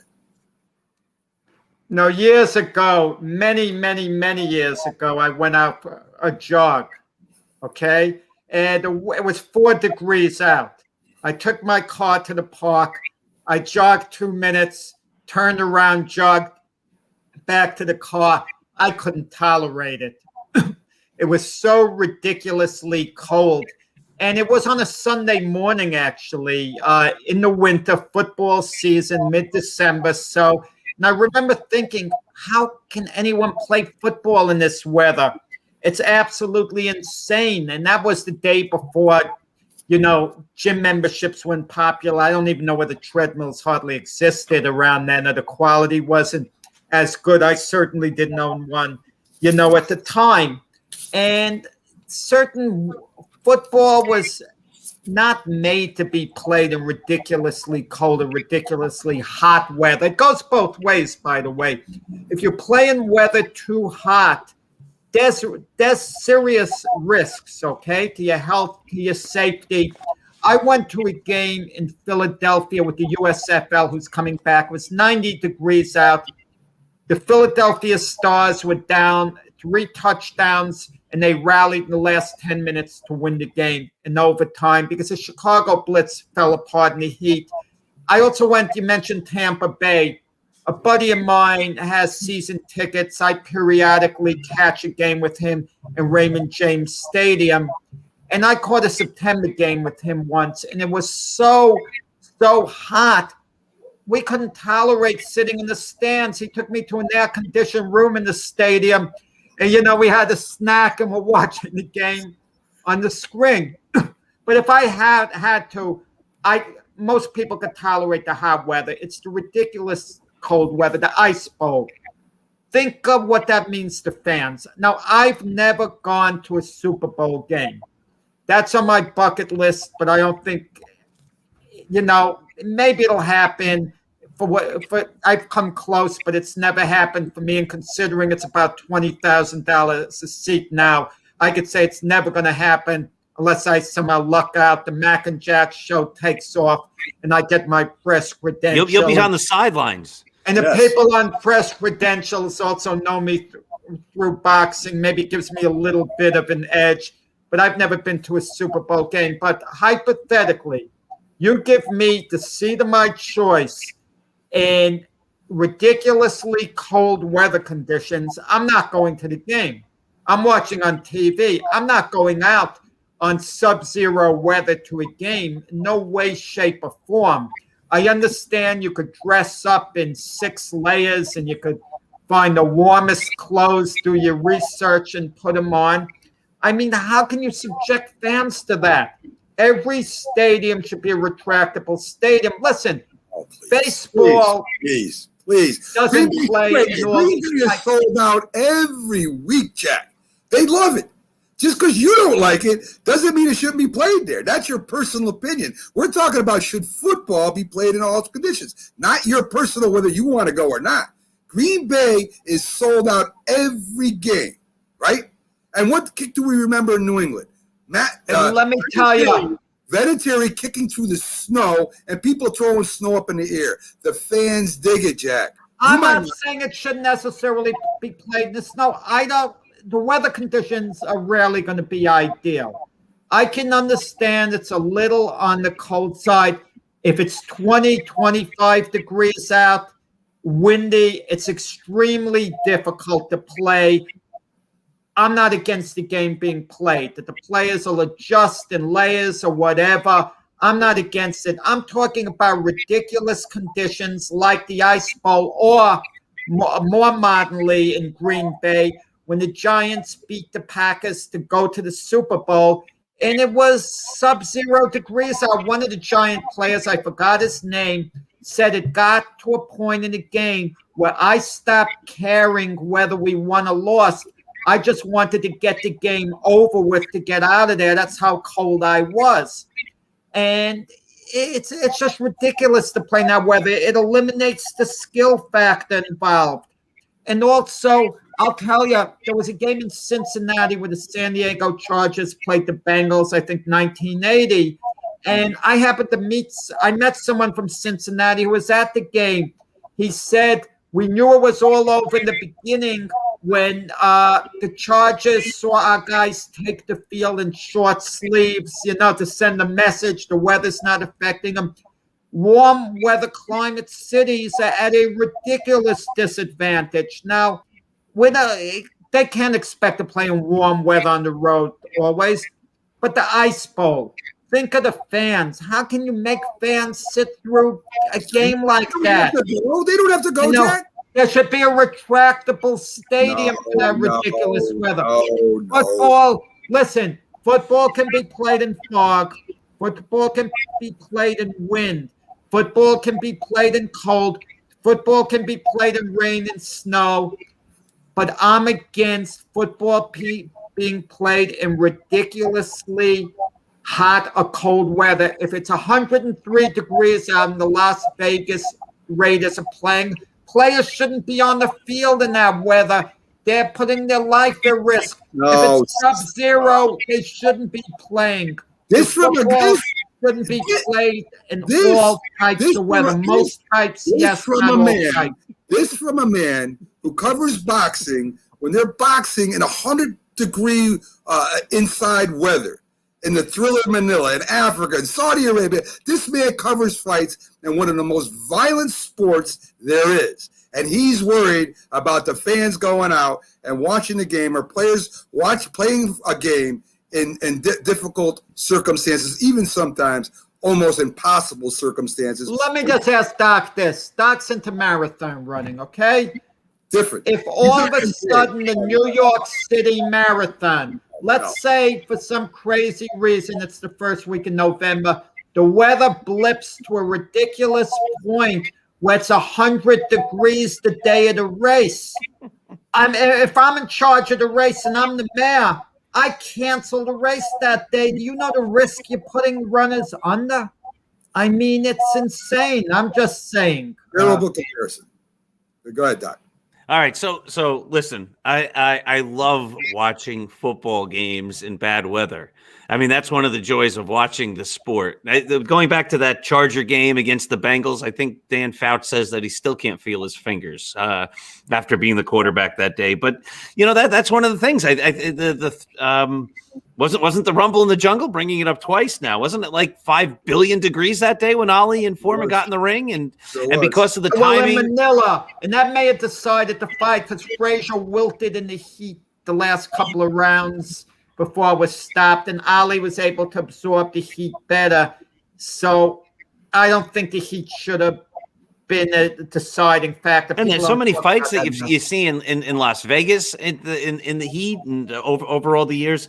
Listen, I understand what Jack's saying, and we want to make sure that our athletes are never put in jeopardy, of course. But I foresee.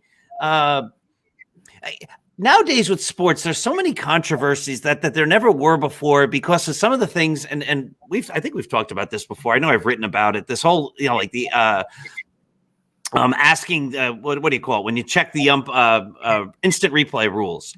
And instead of saying we're going to have instant replay just to get calls right, it becomes, well, you only can ask 3 times in a game. And then that becomes the thing. Oh, well, he's 90% correct with his challenges, and he should have challenged, and it's the 8th inning. So you only have 3. You still have 3 challenges. You might as well just challenge anyway. It's not about getting the call right. It's about a gimmick. How can you use your challenges to your advantage? When should you use your challenges? I can almost see that same thing happening if we go to some type of weather thing for football. Oh, well, it was 17 degrees and the game can only be played if it's 16 degrees. Well, my thermometer said it was 16 degrees. And then becomes this whole controversy about the thermometer the NFL used. And it wasn't an official thermometer. And the thermometer over by the upper deck said it was 12 degrees, but the one on the field says it was 2 degrees. I mean, listen, play football in all the weather. I love putting on a game on a Sunday when it's cold here and we're miserable in the Northeast, and you get to watch a game and they're playing in Green Bay or wherever, and there's snow and their players are slipping, and it just adds to the game. Love it. See, Doc, to me, right? First of all, a marathon's a terrible example because you're not getting paid to run a marathon. You're paying them. Right, exactly.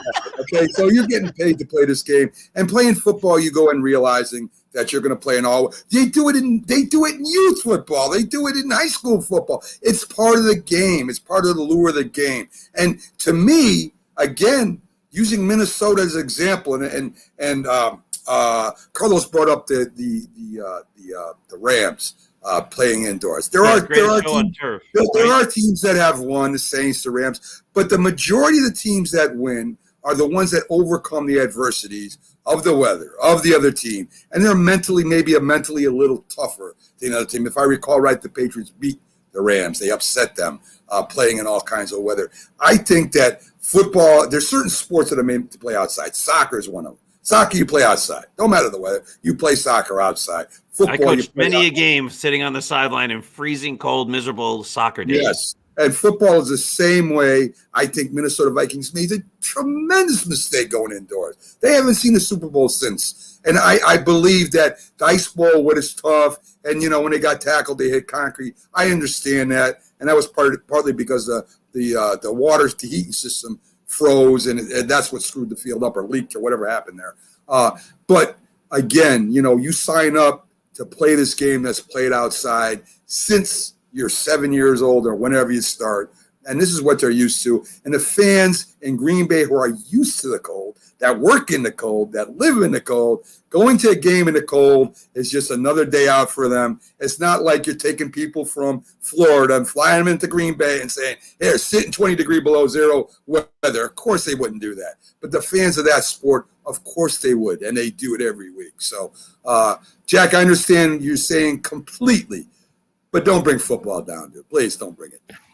I'm talking about in the rare instances where it's like sub-zero, like the Ice Bowl in Green Bay, where Bart Starr at the end, he couldn't hand the ball off because his running backs couldn't get their footing. That's how frozen and terrible it was. You mentioned the Minnesota Vikings not getting back to the Super Bowl. I wish I remembered the player's name, but after one of the games in the 0 degree weather or so, a player was in danger of losing his fingers due to frostbite. I mean, I'm talking about horrible weather. I'm not talking about just cold. Listen, the game in the snow when Vinatieri kicked the field goal, that's fine. That's nice to watch. It's fun to watch the field being a little messy, a little sloppy.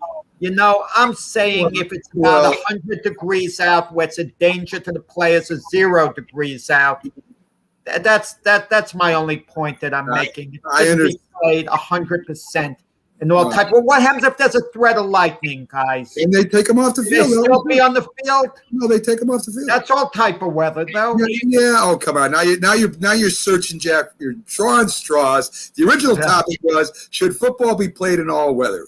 And the answer, of course, is yes. We'll be right back after this, folks. After I get my last word in, we'll be right back after this with some more, well, maybe 1 or 2 more topics. We'll take care of some things we should be taking care of, and we'll be right back after this, folks. Stay with us.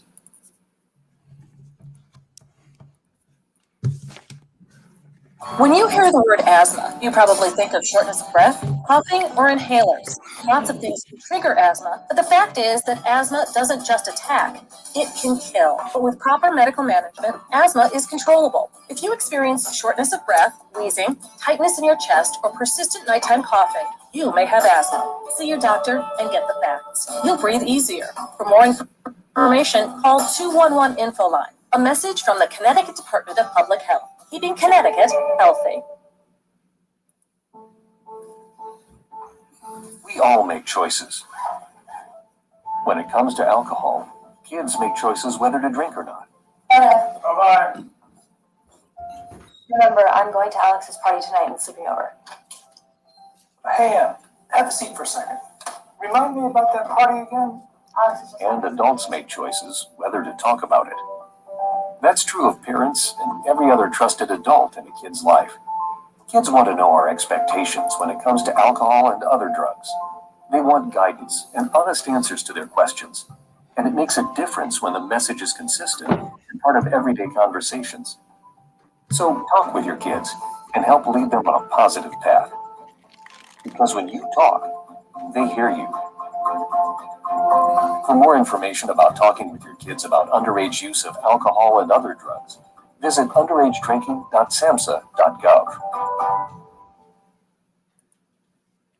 If you talk and they will hear you every single time.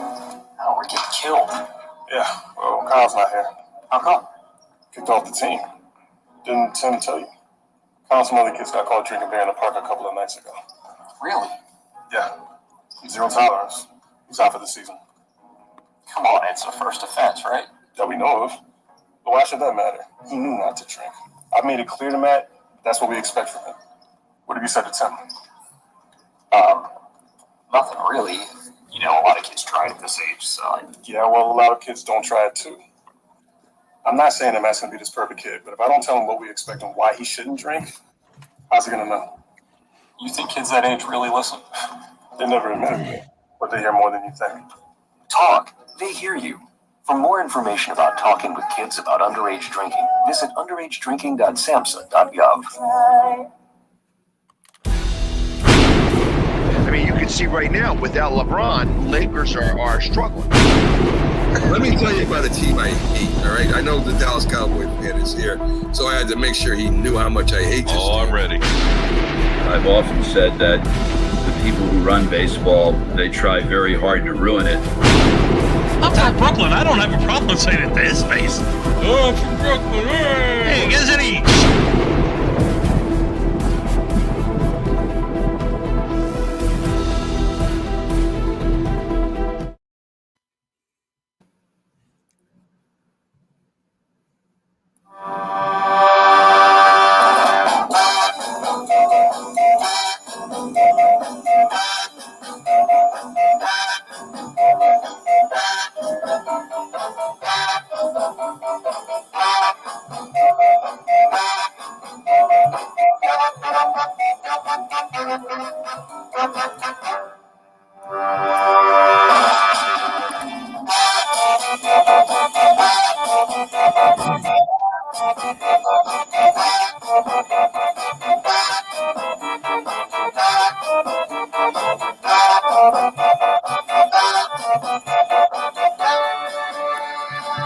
Good morning, everyone, and welcome back to the Mac and Jack Sports Show. I'm your host, Mac, with your co-host, legendary boxing writer, and I might add, because I'm very excited about this, inductee to the New York Boxing Hall of Fame, Jack Hirsch. Again, for people who haven't been watching the show or tuning in for the first time, Jack has been writing boxing for decades. He was former president of the Boxing Writers Hall of Fame. His work in boxing is one of the best in the country. In fact, in the boxing world, he soon will be in the International Boxing Hall of Fame. I'm sure of it. Jack, again, congratulations, my friend. Yeah, thank you. You know who else is being inducted that afternoon? Max Kellerman. So I'm sure people aren't going to be saying there's Jack Hirsch from the Mac and Jack show when they see Max Kellerman there. Yeah, Max is a great guy. I'll probably request to sit next to him on the dais. You know, I'm friendly with Max. So, yeah. Yeah, well, Jack, don't sell yourself short, my friend, because you've been doing it longer than Max. And your work is some of the best work ever. I've read some of your articles when we were first had you on as a guest way back when on another show. We got together and did this show. And listen, I know you're humble a lot when it comes to your career. On here, not so much when we were talking. But I know that you are, congratulations to you. And Doc, congratulations on your blog. One of the best in New York about the Yankees and Major League Baseball, award-winning author. So both of you have been doing great things for sports, and I think it should be noted that what things you do in sports, what you've been doing besides appearing on the show and being my co-host, Jack. Congratulations to both of you. And in fact, Doc, give us a little rundown on what's going on with the blog and what's going on with your books. All right. So actually the big news is I have this Yankee book coming out called The Least Among Them, which is coming out in October. And stay tuned. But we're planning a big book celebration when the book comes out, a book launch party. And it's looking like we may be able to be having it at a important baseball venue that's in the northern New Jersey area. And that's going to be in early October. But we haven't finalized all the plans yet. But it should be a big event when we launch the book. And as for the blog, as you know, we putting out Yankee stuff every single day. We write numerous articles about the Yankees, cover all the games, cover the team from various angles, including the history. Every one of our writers is unique and brings a special style and a great approach. And we continue to grow. I think it's the best Yankee blog that's out there. Start spreading the news. I agree. I've been there. Someone asked me a question yesterday, guys. Speaking of that, Doc, too. What's going on with minor league baseball right now? Yeah, they're playing. I mean, you don't hear anything about the Brooklyn Cyclones, in the New York area. And has their season even started yet, or what? As for Brooklyn, I couldn't tell you for them, but the minor leagues are running. They are? Absolutely. Running like normal with fans allowed in the same way? Yeah. Okay. Yes. So Carlos is saying do it in Staten Island, but Carlos is giving you advice. Carlos is right, but the Staten Island Yankees moved out of there. So. No, he's talking about my book launch party. Well, Carlos, we've got a good place in New Jersey. We're just about finalizing the plans with. I'll let you know. It should be great. That'll be great, folks. To remind you, taking care of a little bit of business. We are the Mac and Jack Sports Show. We're on, as I said, Wednesday through Sunday, 8 to 10 a.m. We cover all the Northeast professional sports and do special shows like this. Tomorrow we'll be doing This Week in Sports. We'll have Robert Butler. We'll also have two-time Super Bowl champion Jim Jeffcoat join us again as he works his way into being probably and we're going to make sure of it. I don't want to put wrong information on that, but Jim Jeffcoat will be coming on for a football show, the big football show, and he will be a co-host every week with us. So that's exciting for us. Jim Jeffcoat, of course, a legend out there with the Cowboys, an unbelievable player, also a Hall of Fame nominee. He's the second leading sack leader. I'm saying it wrong, but he is up there in the top 2 as far as sacks go with the Cowboys. Unbelievable player, great guy. Loved having him on last week. He did a great job, and I know he'll continue to do that. We are on the Northeast Streaming Sports Network, a network that continues to grow by leaps and bounds on the video and audio side. We're always working to make the show better and bigger, and we will continue doing that. We do have a YouTube channel. Please subscribe to that to keep us growing. I mean, the more subscribers we get, the more chance of us getting more guests, seeing more, getting more information to you. We're on the Facebook side of it too at N.E. Streaming Sports. Please like, follow, and share that. And we're also on the audio side, guys. We're everywhere.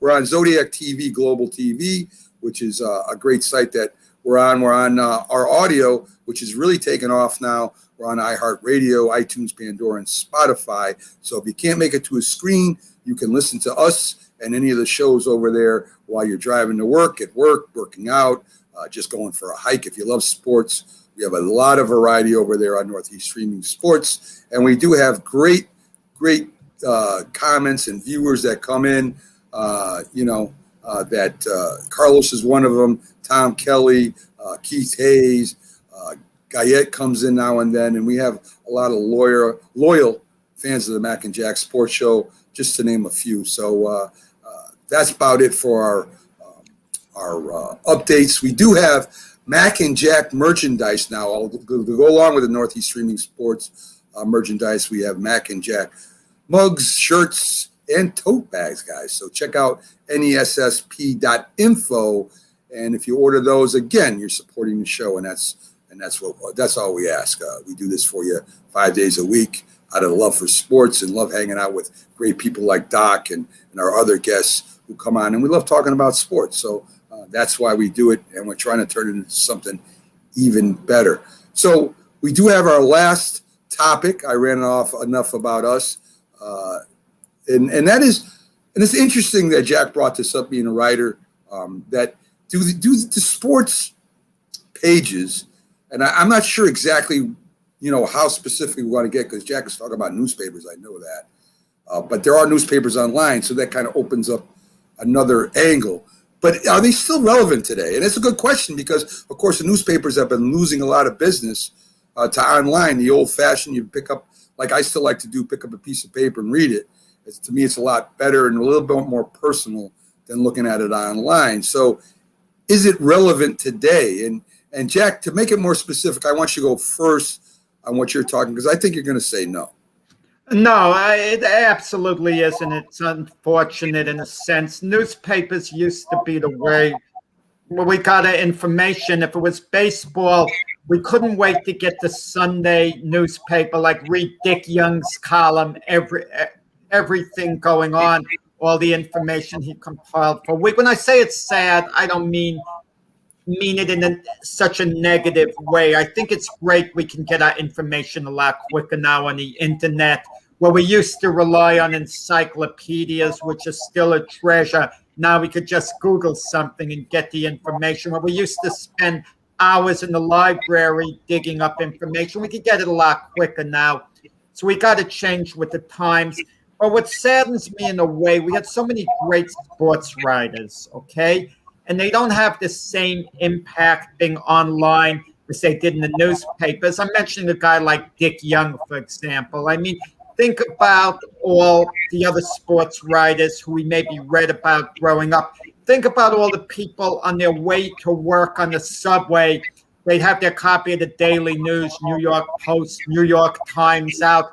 They'd be reading the newspapers. The newspapers were the thing. That's where we got information. When I was a kid, if I wanted to find out what happened in baseball, I'd be waiting at the candy store for the newspaper to be delivered. The Daily News used to have 2 editions, day and night. And we'd hang out, and then the newspapers would come off the truck. You'd give whatever, a nickel, a dime, or with a quart. I forgot what the amount was so long ago. I grabbed the newspaper, and I read through it, and that was how it was so relevant then. It's not nearly as relevant now as it was then. I mean, I was kind of reminded of that a couple of years ago. I actually wrote a story on a fighter named Julian Jackson for the Virgin Island Daily News. That's the equivalent of the New York Daily News. And before the paper came out, it was online immediately. I was given a deadline. I had to get it out within the hour, which I did. And then it's online, but the paper was the next day. And there was something about having a newspaper in your hand that made it much different. But now the newspapers have made a lot of cuts because financially they took a hit, meaning they've lost their best writers. Staff is being cut all the time. And only the old timers, only to them are the newspapers still extremely relevant. And I'm talking about the print papers. I'm not talking about the websites. Old timers who haven't adjusted to the internet yet, they'll go down, they'll get their newspaper. But by the time anyone reads anything in the newspaper, everyone would have seen it the day before, on the internet for the most part. So no, newspapers just aren't what they were. Because of the changing times, it's never going to make that comeback. So it's just going to be a great memory that a lot of, us old timers had. So the answer is no. They're no longer relevant the way it once was. Well, as you mentioned, Jack, they are online, and there are still very popular writers that are on the newspapers that are online, and they still go on print, even though it's nowhere near the volume it used to be. I think where it's relevant still is an investigation. You just did an investigative report for Boxing News that you finished second to a lot of people in the world of sports that cover boxing. And I think that stats are one thing, that, what happened last night, the highlights are another. But when you really want some good writing of somebody investigating something, like our friend with the Philly News did, Joe, about Carson Wentz, there's still relevancy to it, because really to investigate something takes more than just putting up stats or somebody's, what they said, what their highlight of the game was. If you really want to get into sports, to me, it's still very relevant, because this is what I think sports are all about. It's not just the highlight. It's not just the stat. It's what went into that game. It's what went into that player, how he came about. And that's why there's a lot of, today on the radio, if you listen, there's a lot of investigative shows where people go into documentaries about people, or they talk about a certain situation in time. And to me, even being an author like Doc is, that's still relevant to a point, even though it's online for the most part, because you get different news that means more. To me, sports is more than just the game itself. It's the people in the game. It's what they did to get there. It's their purpose there. And when it comes to that, Jack, I agree with you almost 100% here.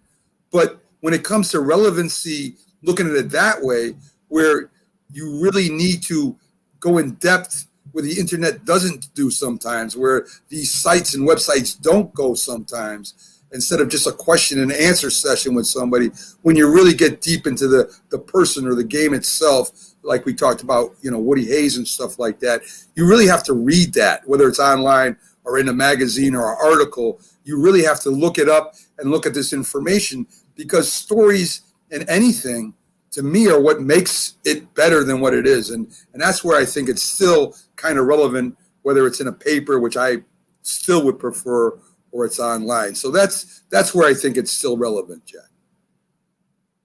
What do you think, Doc? Well, coming from somebody who runs a blog, obviously I would say that that's the best way to get your Yankees information or your sports information. No, I still have a lot of great respect for the newspapers and the great writers. The thing that frustrates me, and I understand it's all a business, is there are some newspapers that allow you to access their material online. Like the New York Post. You can read the New York Post and get all their articles. And then there's newspapers like the Daily News that has everything behind firewalls, and you can't access their articles. And I understand those are all business decisions, and I'm not valuing one or the other. I'm saying for accessibility, I appreciate the fact that newspapers like the Post still let you get their articles. And when you can get their articles online, it does lead to an opportunity, more of an opportunity for the reader and the writer of the article to interact, hopefully through comments and to interact with other readers and things like that. So listen, we all grew up reading the newspapers and getting our sports from the newspapers. I was in college in the 80s in Pennsylvania, and we didn't get any of the New York papers. And my dad was the guy who would cut out all the Yankee articles and put them in an envelope and mail them to me. And so I'd read the Sunday articles about the Yankees on Wednesday each week when my mail would finally get there. So are newspapers as relevant as they were? Of course not, because by the time it's printed, it's old news and people have moved on to other things. And so the internet gives you that immediacy, but there's still a respect for what the newspapers do. I just wish they were more accessible to the online reader. But what I'm saying, it used to be a must to get the newspaper just about every day. Oh, it's not anymore, right? It used to be a must to get the sporting news, right? I mean, if we never read a newspaper again, we'd be getting our news. We would be fine without it, okay? Some of the old timers, of course, as I mentioned, who haven't adjusted, they still need the newspaper. It's the simplest way. You pay your money. And even now, if you see what these newspapers cost, I think it's like $1.25 or something to pick it up. It's and the great writers too. We related to them more with the newspapers. You know, Phil Pepe when he wrote, baseball. We don't relate to specific writers. I feel the same way, like on the internet, as we did, with the newspapers. We identified someone as being with their newspaper. Dave Anderson in the New York Times, great cartoonist Bill Gallo with the Daily News. Bill Madden. Yeah, I mean, it was great, And now when these guys, guys like that switch online, I don't think we have the same bond with them as when they, were with newspapers. Well, two interesting points there, Jack. Like Boxing News, who Jack writes for, if you go to it, you got to subscribe to it like you would a newspaper. And it's set up like a magazine. It's really cool. It turns the page for you. It does as virtually as it can to remain true, which is pretty interesting. And I think there's still a bond, Jack. I think people look for certain writers, even if it's on the website or the internet, where they like their views and they like the way they cover sports. I still think it's there.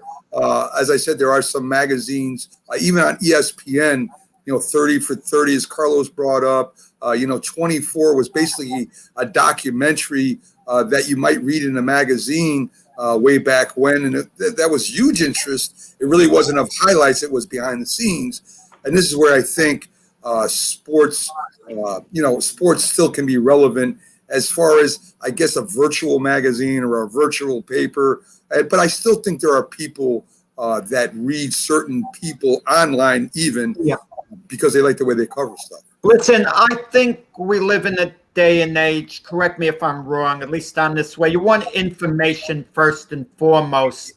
And, it's more about information than it is about being entertained reading a feature story. I think that's the first thing we want. And newspapers used to be our main source of information. That's where we got it. We don't need newspapers for that anymore. So if a print newspaper gives us certain feature stories that we might like, that you can't get online perhaps, but they put it online anyway, their best things. So listen, Jack, like I said, I agree with most of what you're saying, but I still think they're relevant even virtually, at least if you do follow sports, or especially one sport a lot. I mean, Sports Illustrated, for instance, the magazine's been around forever. I didn't even know if that's online or not now, but it's still a relevant magazine. And there are the New York Post, New York Times are still relevant to a point. Let me just say, Sports Illustrated doesn't go weekly anymore. They cut down significantly. You're paying a yearly fee, and I think it comes out once every 3 weeks or something like that, as opposed to weekly now. There you go, Jack. I bet But they do have online content that they put up every day. Sure, and we went from the ice box to the refrigerator. We've changed a lot. We went from hanging the clothes out to putting them in dryers. I mean, things change, and I guess you got to roll with the times. But that's it for today, folks. Thanks for tuning in. Hopefully we informed you, entertained you. Me and Jack will be back tomorrow with This Week in Sports. Hopefully Doc will be back with us again next week. and we'll have another debate show lined up for you. So you all have a great Saturday, and me and Jack will see you tomorrow. Doc, we'll see you next week. Folks, have a great Saturday night.